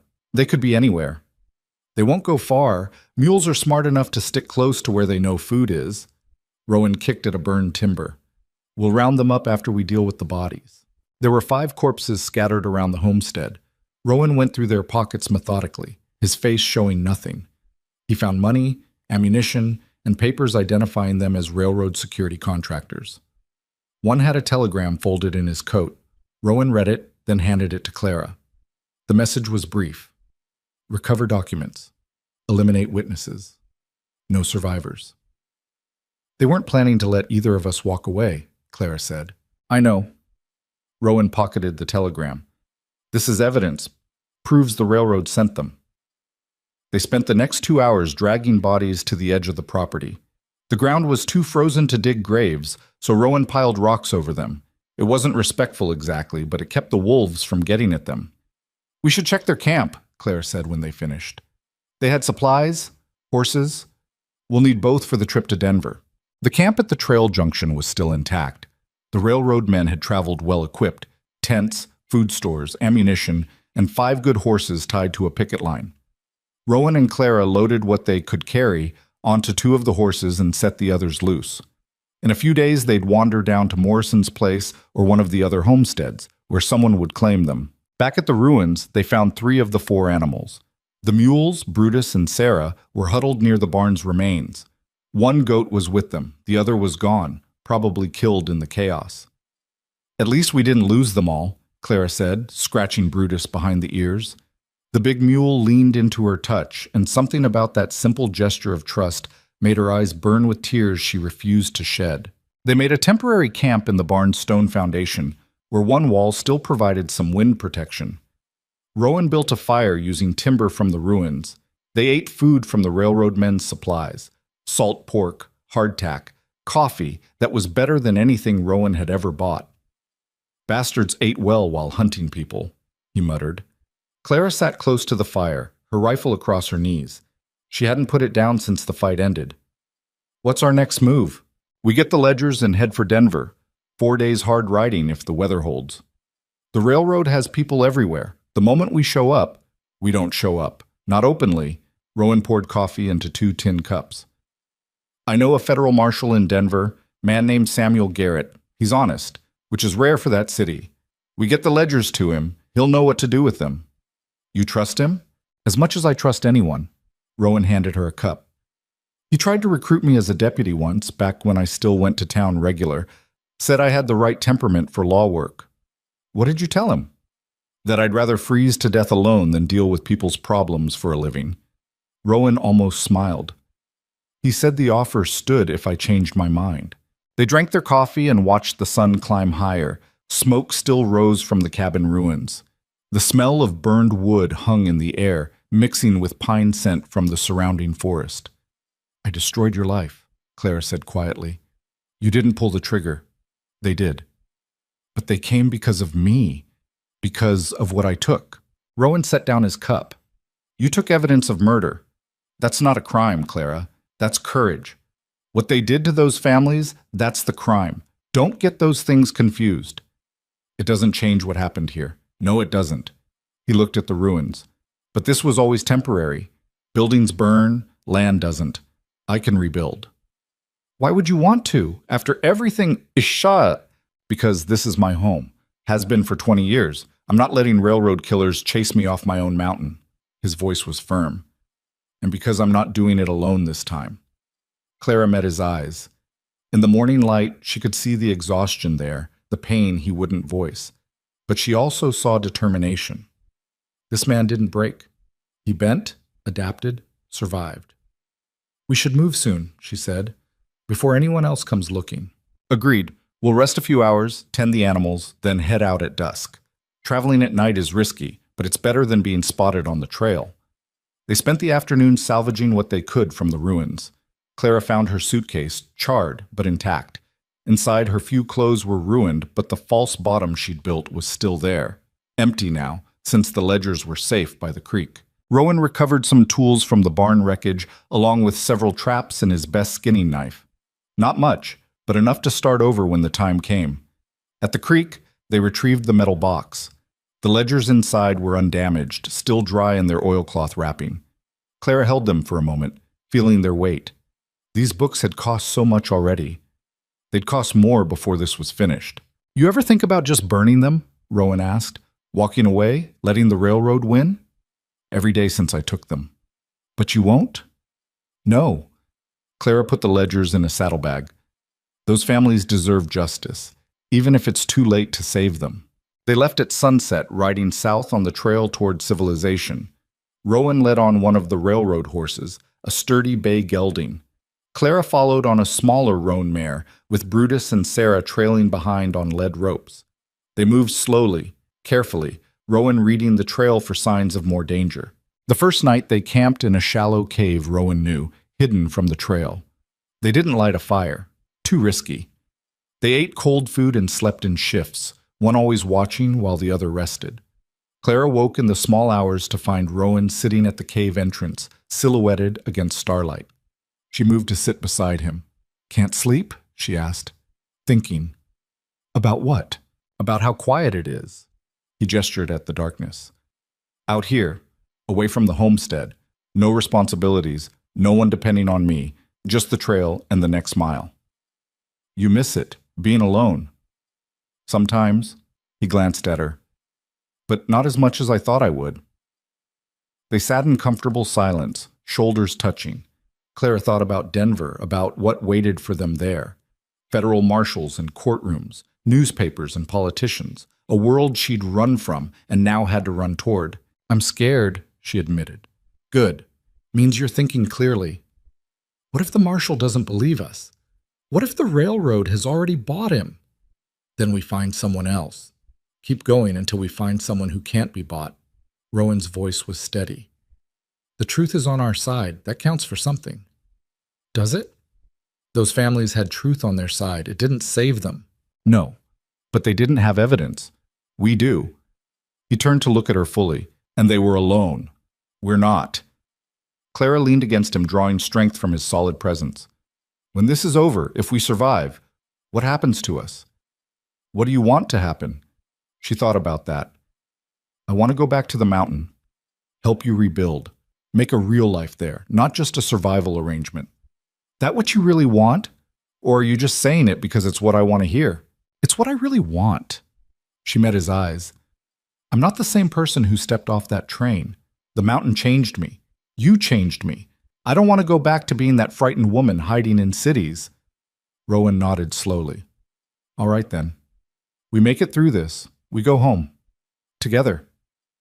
"Together," Clara echoed. The second day of travel brought them through rougher country.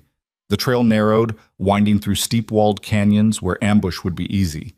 Rowan was tense, hand never far from his rifle, eyes constantly scanning. They saw no one. The winter kept most travelers off the high trails.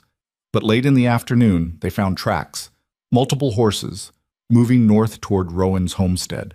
"More railroad men," Rowan said, dismounting to examine the tracks. "4 riders, maybe 5. These are fresh, 6 hours old at most. They're going to find the bodies. And the ruins. They'll know what happened." Rowan remounted. "We need to move faster."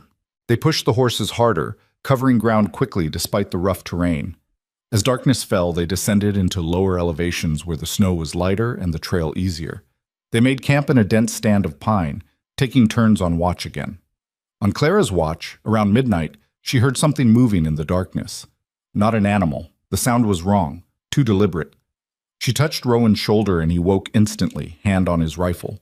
They waited, listening. The sound came again, closer. Footsteps in snow.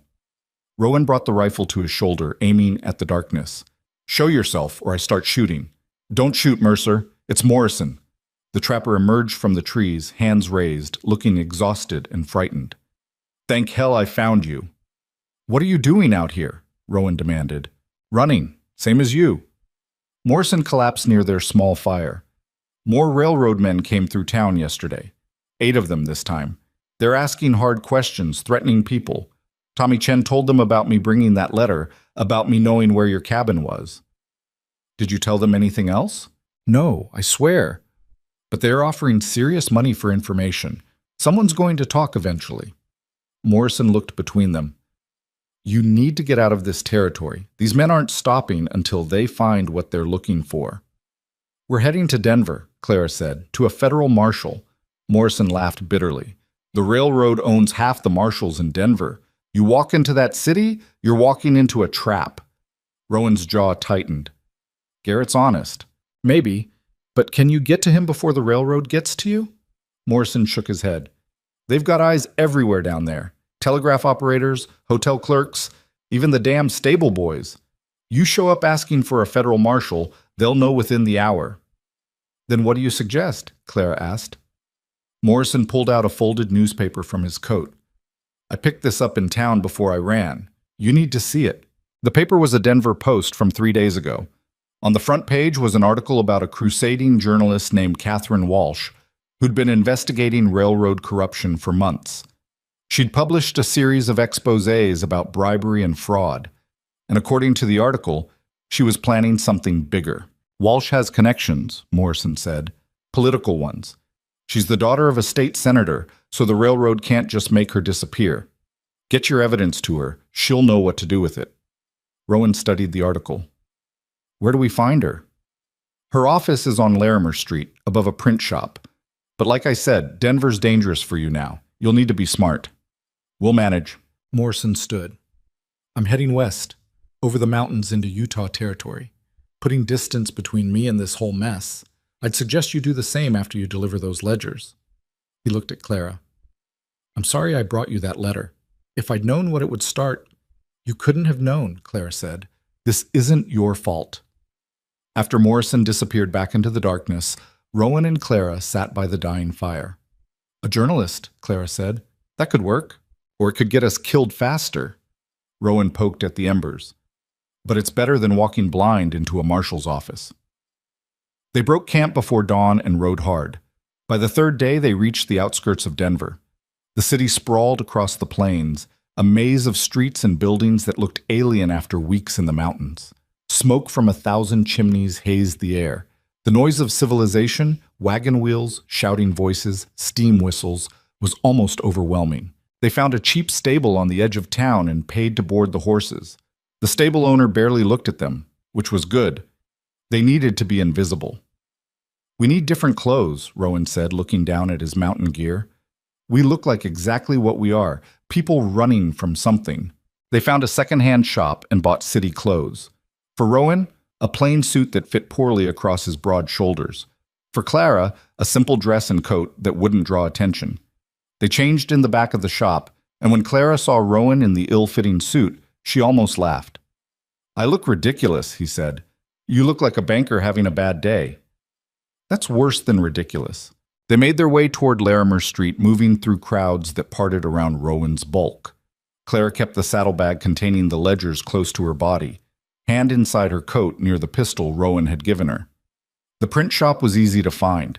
Catherine Walsh's office was up a narrow staircase through a door marked Denver Investigative Press. Rowan knocked. It's open, a woman's voice called. They entered a cramped office filled with papers, books, and the acrid smell of ink. A woman sat at a desk covered in documents, scribbling notes. She was perhaps 40, with graying hair pulled back severely and sharp eyes behind wire-rimmed glasses. I'm not buying whatever you're selling, she said without looking up. We're not selling, Clara said. We have information about the Rocky Mountain Express Railroad. The woman's pen stopped. She looked up slowly, her gaze assessing them both. What kind of information? Clara set the saddlebag on the desk and pulled out the ledgers. The kind that proves they've been murdering homesteaders for land rights. Catherine Walsh stared at the ledgers, then at Clara, then back at the ledgers.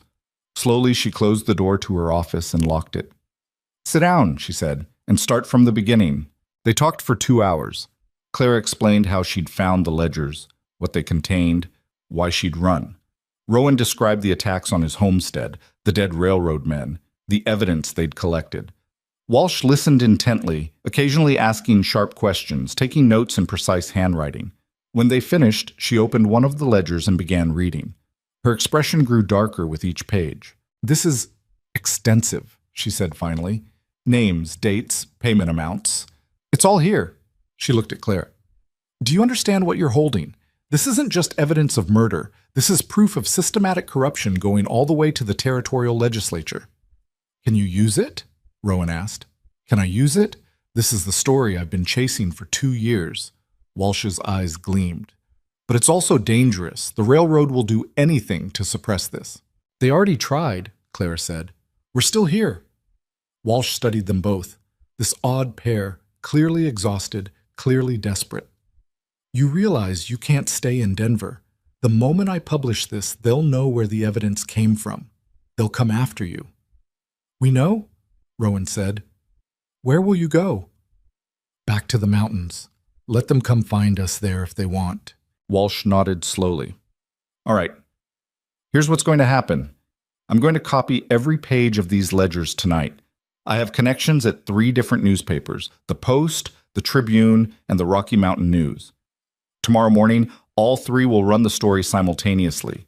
The railroad won't be able to suppress it if it's everywhere at once. What about the marshal? Claire asked. Samuel Garrett? I know Garrett. He's honest, but he's also cautious. He won't move without ironclad evidence. Walsh tapped the ledgers. This is ironclad. Once the story breaks, he'll have the political cover to launch an investigation. The railroad's executives won't be able to hide.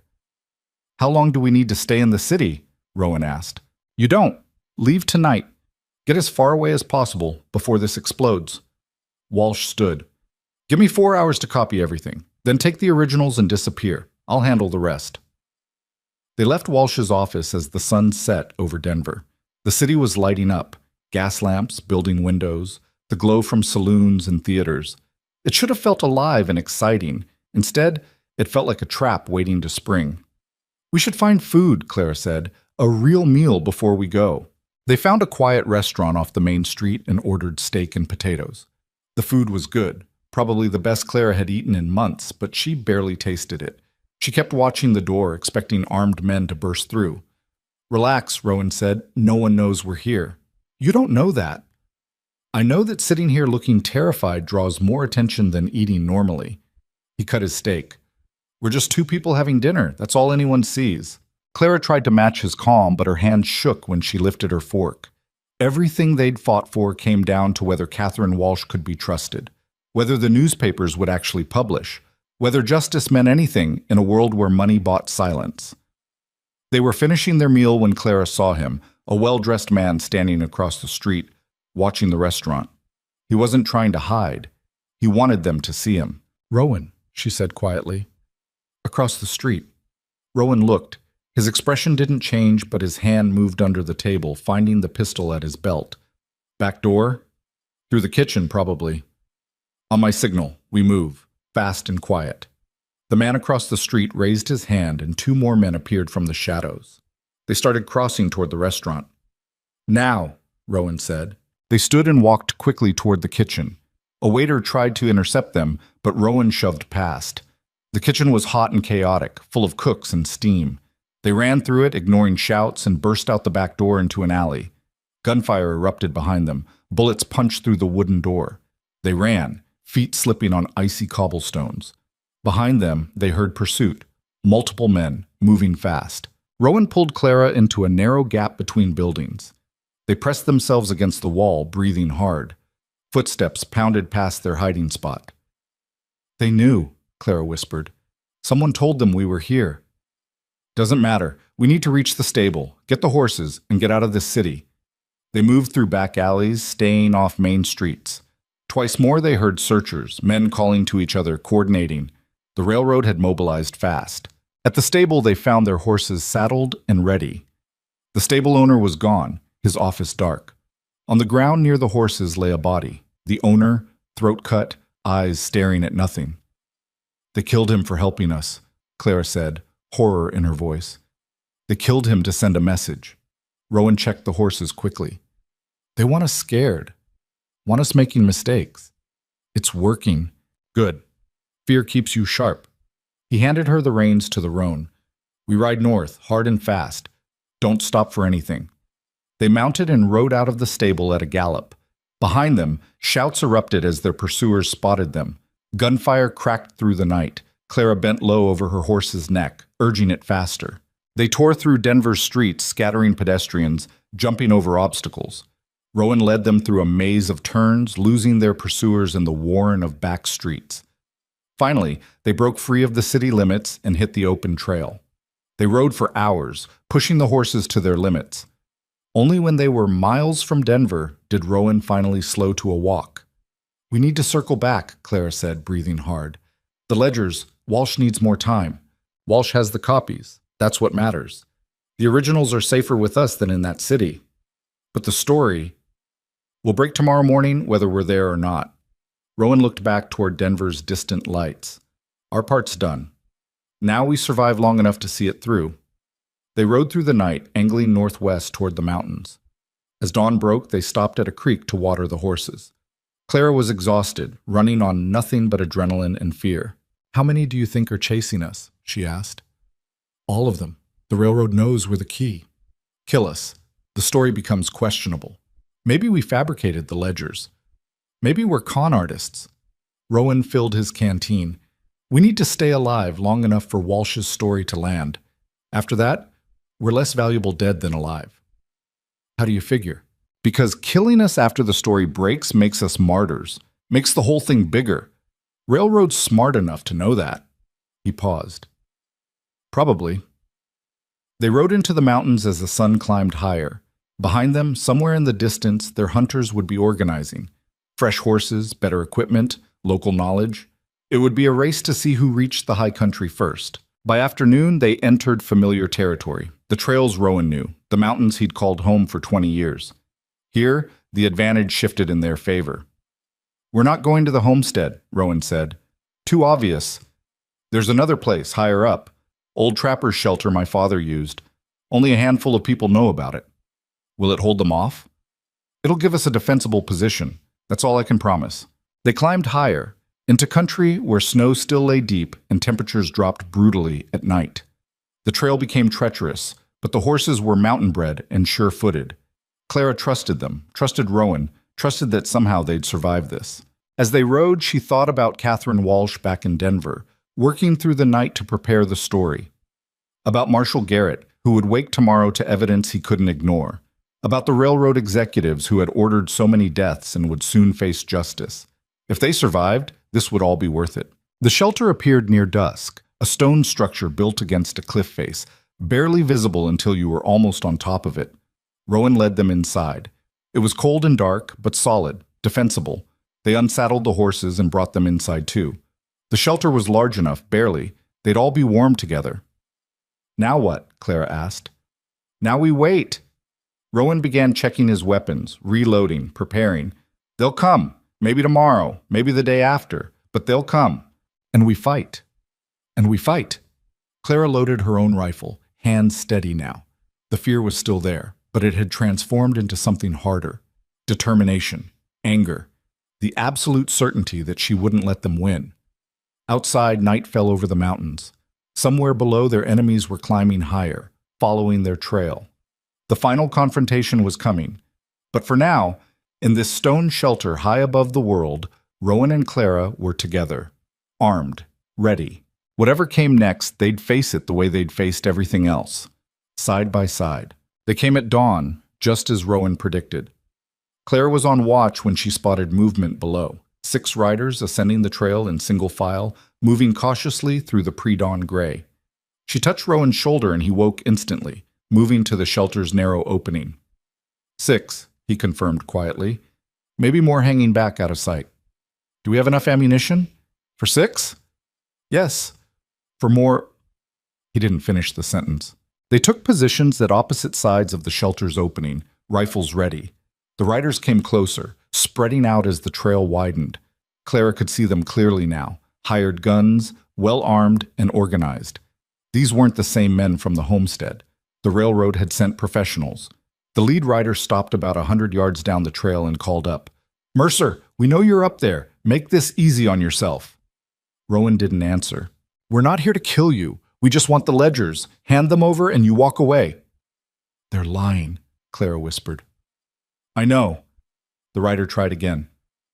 "Think about your wife, Mercer. She doesn't need to die for this. Give us what we want." Rowan finally spoke, his voice carrying across the rocks. "The ledgers are already in Denver. You're too late." Silence.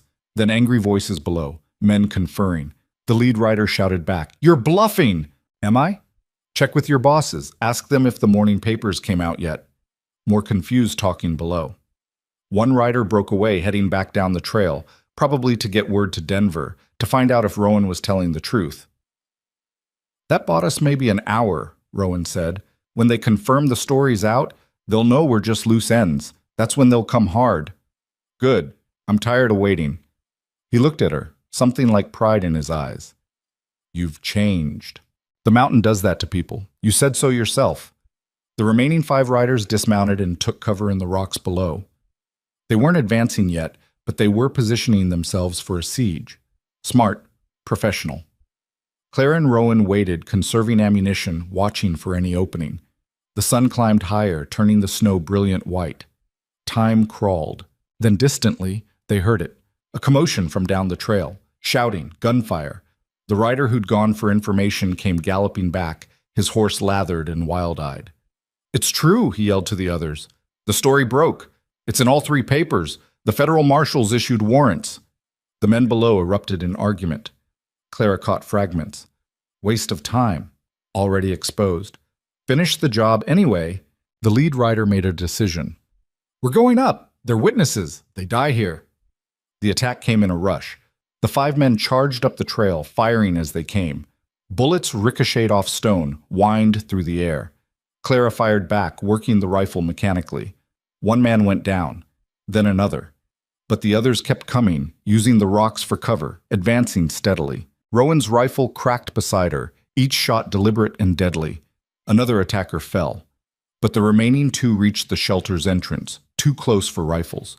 Rowan dropped his rifle and drew the skinning knife from his belt.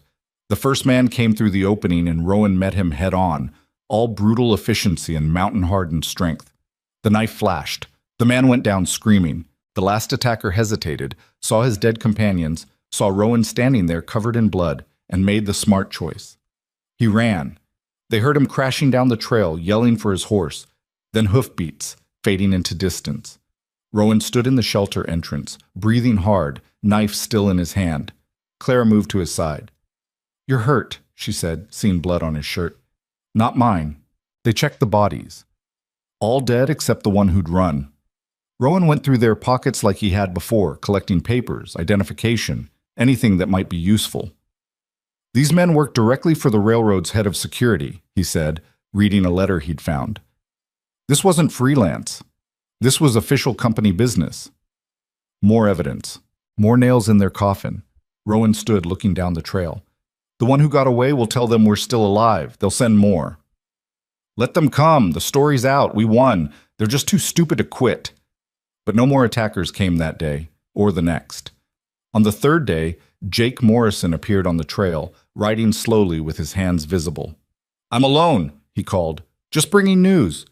Rowan let him approach. Morrison looked exhausted but excited, waving a newspaper. "You need to see this," he said, dismounting. "It's everywhere. The whole territory's talking about it." The Denver Post's front page was covered with the story. Catherine Walsh had written it masterfully. Detailed accounts of each murdered family, direct quotes from the ledgers, names of every railroad executive involved. The headline read, "Blood on the Rails, Rocky Mountain Express accused of systematic murder." Below that, a smaller article reported that Marshal Samuel Garrett had arrested 3 railroad executives early that morning. More arrests were expected. The governor had promised a full investigation. "They're done," Morrison said. "The railroad stock crashed yesterday. Investors are pulling out. The board's in chaos." Clara felt something break loose in her chest, relief so intense it made her dizzy. "It's really over?" "The fighting part, anyway." Morrison handed her another newspaper. "You're famous now. Catherine Walsh mentioned you by name. Clara Hastings, former railroad accountant whose courage exposed corruption. There's even a quote from the governor praising you." "They used my real name," Clara said, staring at the paper. "Couldn't avoid it. The story needed a hero. You're it." Rowan took the papers and read them carefully. His expression was unreadable. Finally, he handed them back to Morrison. "What about the men hunting us?" "Recalled. The railroad's lawyers advised them to stop all independent security operations immediately. You're not worth killing anymore. Makes you martyrs and proves everything Walsh wrote." Morrison grinned. "You actually did it. You beat them." After Morrison left, Clara and Rowan sat in the shelter, watching the sun set over the mountains. The papers lay between them, proof that their fight had meant something. 14 families, Clara said quietly. "We didn't save them. They're still dead. But their deaths count for something now. Their names are in those papers. People know what happened to them. That's more than they had before." "Is it enough?" "It has to be." Rowan looked at her. "Justice doesn't bring people back. It just makes sure their deaths weren't meaningless. That's the best we can do." Clara thought about that, about the weight of carrying other people's stories, other people's deaths. She'd started this journey thinking she was running away. But somewhere along the line, it had become about running toward something, toward accountability, toward truth, toward a future where the powerful couldn't murder with impunity. "I want to go home," she said. "Back to the homestead. There's nothing there but ruins." "Then we rebuild, like you said." Rowan smiled, the expression transforming his scarred face. "All right, let's go home." They descended from the high country slowly, leading the tired horses, taking time to appreciate the journey. The mountains that had seemed so hostile when Clara first arrived now felt different, still dangerous, still unforgiving, but familiar. Hers. When they reached the homestead, the ruins looked smaller than Clara remembered. The barn was gone completely, just foundation stones. The cabin was charred logs and ash. But the stone fireplace still stood, and the land beneath the snow was still there. "We'll need to clear the debris," Rowan said, surveying the damage. "Then build new. Better than before." "How long will it take? With two of us working? And if we can get supplies up here before the pass closes, maybe we can get walls up before deep winter, finish the interior come spring." Clara looked at him. "You're really planning long-term now." "I've got reasons to." He met her eyes. "You staying? For real? Not just because you've got nowhere else to go?" "I'm staying." "Why?" Clara thought about how to answer. About the woman she'd been in Denver, frightened, hiding, constantly looking over her shoulder, and the woman she'd become here. Someone who could split wood and shoot wolves and face down killers without flinching. "Because this is where I learned who I actually am," she said finally. "Not who I was supposed to be or who I was pretending to be, just me, Clara, the person who could survive this mountain." She paused. "And because you're here." Rowan pulled her close. They stood like that for a long moment, two people who'd found each other in the worst circumstances and somehow made it work. "We should start clearing today," he said. "Get ahead of the weather." They worked until dark, hauling burned timber away, sorting through debris for anything salvageable. It was hard, dirty work, but satisfying. Each piece of wreckage they cleared was a step toward rebuilding. That night, they made camp in the barn's foundation, wrapped in blankets under a canvas tarp. The horses and mules stood nearby, familiar presences in the dark. "Tell me about the cabin you're planning," Clara said. "What's different from before?" Rowan thought about it. "Bigger. 2 rooms instead of 1. A real kitchen area. Better windows for light. And a porch that goes all the way around, so we can sit outside when weather's good." "We? You'll have opinions. Might as well account for them now." Clara smiled in the darkness. This hard man planning a future that included her preferences. It was such a small thing, but it meant everything. "I want a garden plot," she said, "near the creek where the soil's good. For vegetables, maybe some herbs." "We can do that. I'll build you a root cellar too for winter storage." They talked late into the night, planning their future home. Not the survival shelter Rowan had built before, but an actual home for 2 people building a life together. Over the following weeks, word spread about what had happened. The story had gone national. Newspapers as far as New York were covering the railroad scandal. 3 executives were in jail awaiting trial. The company had declared bankruptcy. Investors who'd lost money were suing. The whole corrupt structure was collapsing. And Clara's name was everywhere. The woman who brought down the railroad. Frontier hero exposes corporate murder. The attention was overwhelming and unwanted, but it came with something valuable: vindication.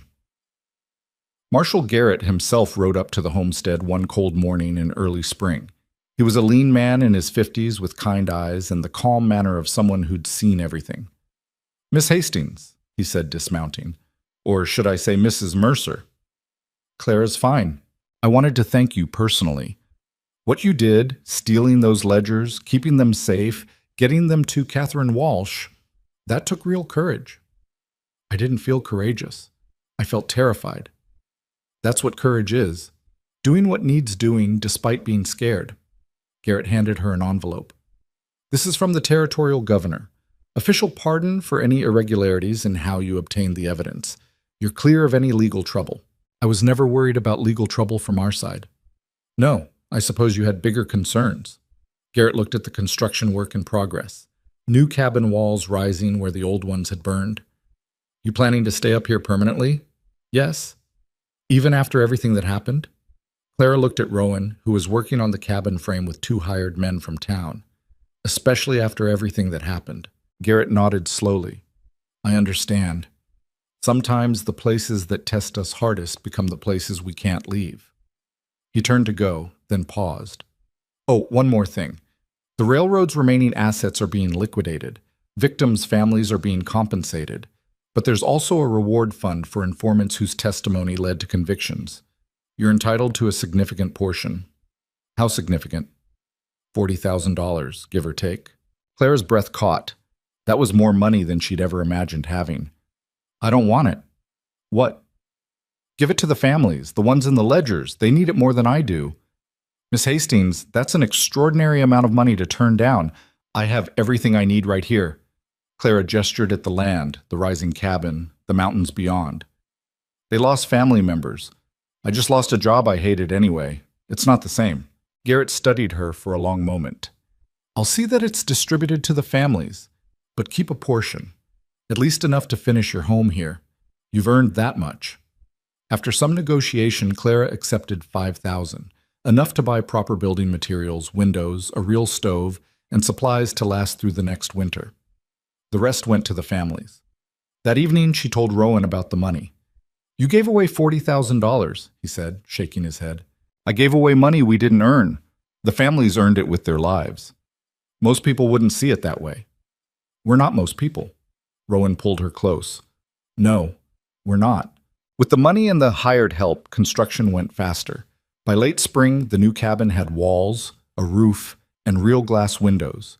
It was bigger than the old one, like Rowan had promised, with separate spaces for different purposes. The kitchen had a proper iron stove. The bedroom was private, separated from the main living area, and the porch wrapped around three sides, offering views of the valley and mountains. Clara planted her garden as soon as the ground thawed. Carrots, potatoes, beans, herbs. She worked the soil with her scarred hands, those soft accountant's hands that had toughened into something capable. One afternoon in June, she was weeding the garden when a rider appeared on the trail. For a moment, old instincts kicked in, fear, the urge to grab a weapon. Then she recognized Catherine Walsh. The journalist dismounted, looking around at the completed cabin and the surrounding homestead. So this is where it all happened. Most of it. Clara stood, brushing dirt from her hands. What brings you up here? I wanted to see for myself, and to thank you properly. Walsh handed her a package. Advance copy of my book. It comes out next month. The book was titled Blood on the Rails, the Clara Hastings story. Clara stared at the cover, an illustration of a woman standing in front of a mountain cabin holding ledgers. You wrote a book about me? About the whole scandal. But yes, you're the central figure. The public can't get enough of the story. Woman versus corrupt railroad, frontier justice, the whole narrative. Walsh smiled. You're an icon now, whether you want to be or not. I really don't want to be. Too late. Your story matters to people. It gives them hope that individuals can fight power and win. Clara invited Walsh inside. The cabin smelled of fresh-cut wood and coffee. Rowan was out checking trap lines, so Clara made coffee, and they sat at the new table. How are you really? Walsh asked. After everything? Tired? Relieved. Different than I was. Clara poured coffee. I keep thinking about those families, wondering who they were, what they were like. I interviewed surviving relatives while researching the book. Would you like to know about them? Clara nodded. Walsh talked for an hour, sharing stories of the murdered families, the Hendersons, who'd homesteaded for 10 years before the railroad wanted their creek access, the Chen family, killed because their land sat on a projected rail route, the Morrison family, Jake's distant cousins, it turned out, burned out for refusing to sell mineral rights. Each name in the ledgers became a real person with a real story.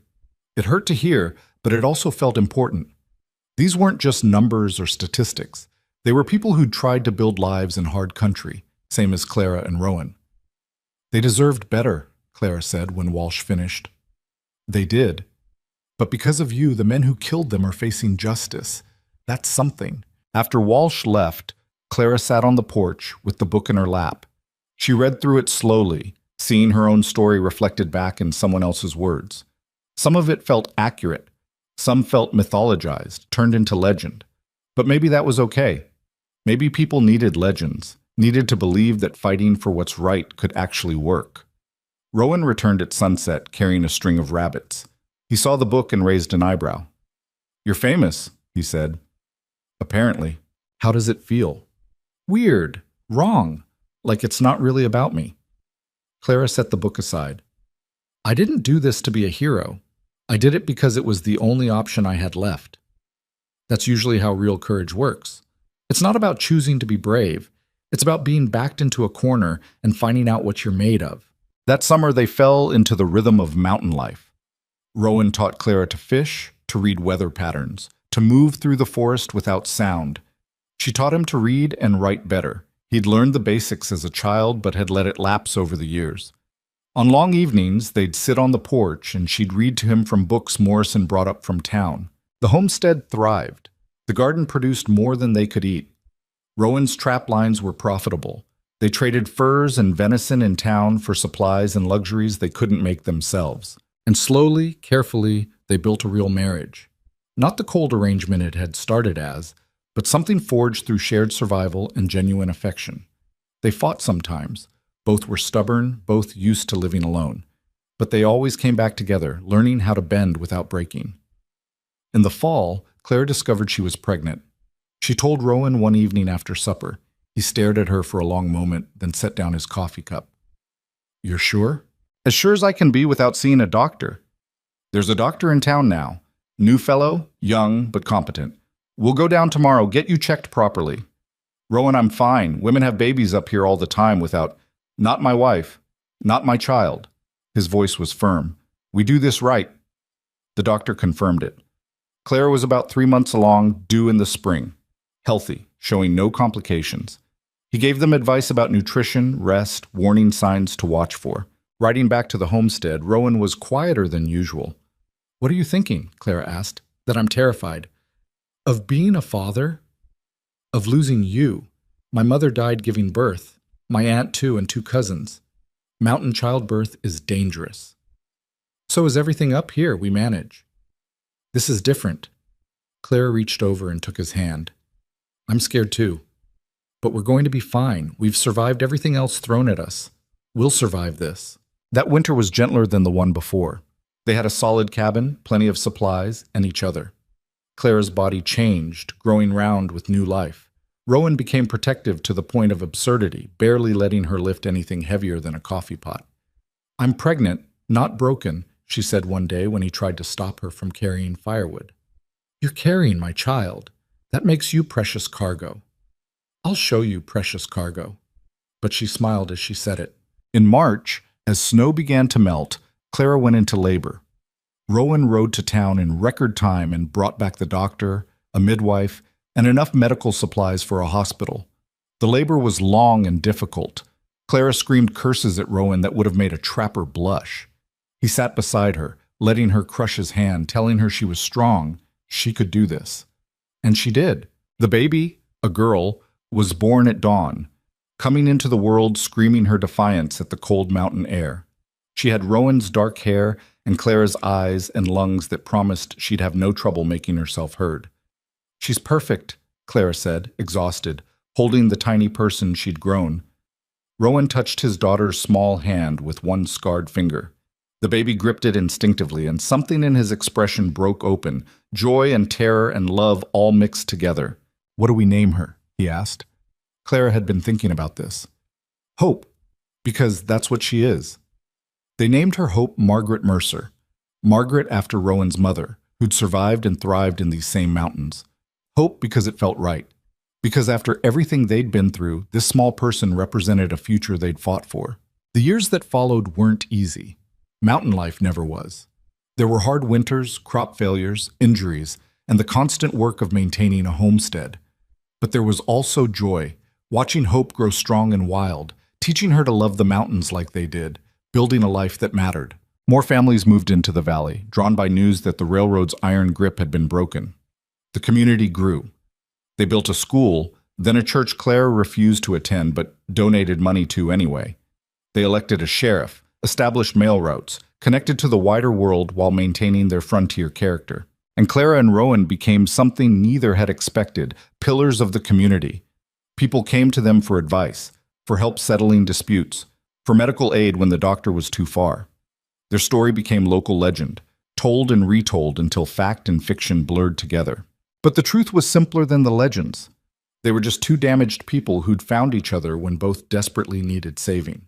They'd fought for justice because no one else would. They'd built a life in hard country because that's where they felt most themselves.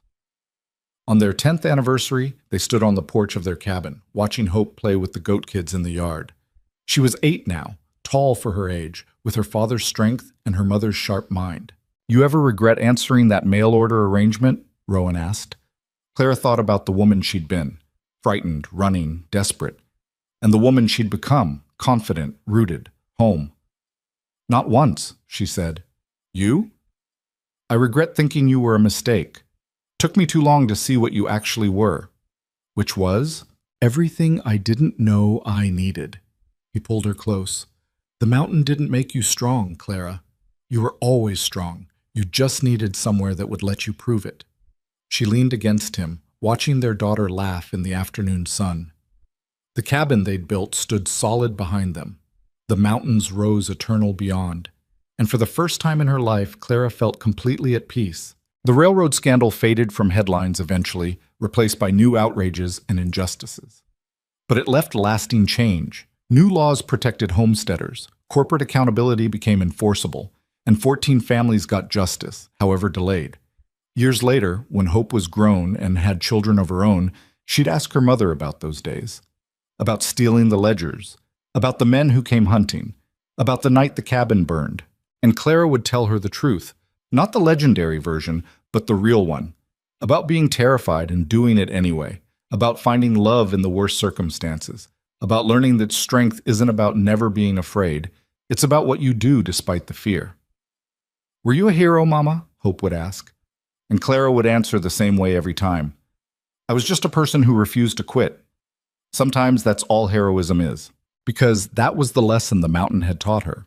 That survival isn't about being perfect or fearless. It's about getting up one more time than you get knocked down. It's about building something worth protecting, then protecting it with everything you have. The cabin still stands today, though the people who built it are long gone. The foundation stones Rowan laid with his own hands. The porch Clara designed for watching sunsets. The garden plot where she grew food for her family. If you visit, and few do, it's remote enough to discourage casual tourists. You can still see the scars on the land from that long-ago fire. And if you know where to look, by the creek under an overhang of rock, there's a marker stone with 14 names carved into it. The families Clara fought for. The people whose deaths she made sure mattered. Standing there, in that hard, beautiful country, you can understand why two broken people chose to build their lives there. Why they stayed when leaving would have been easier.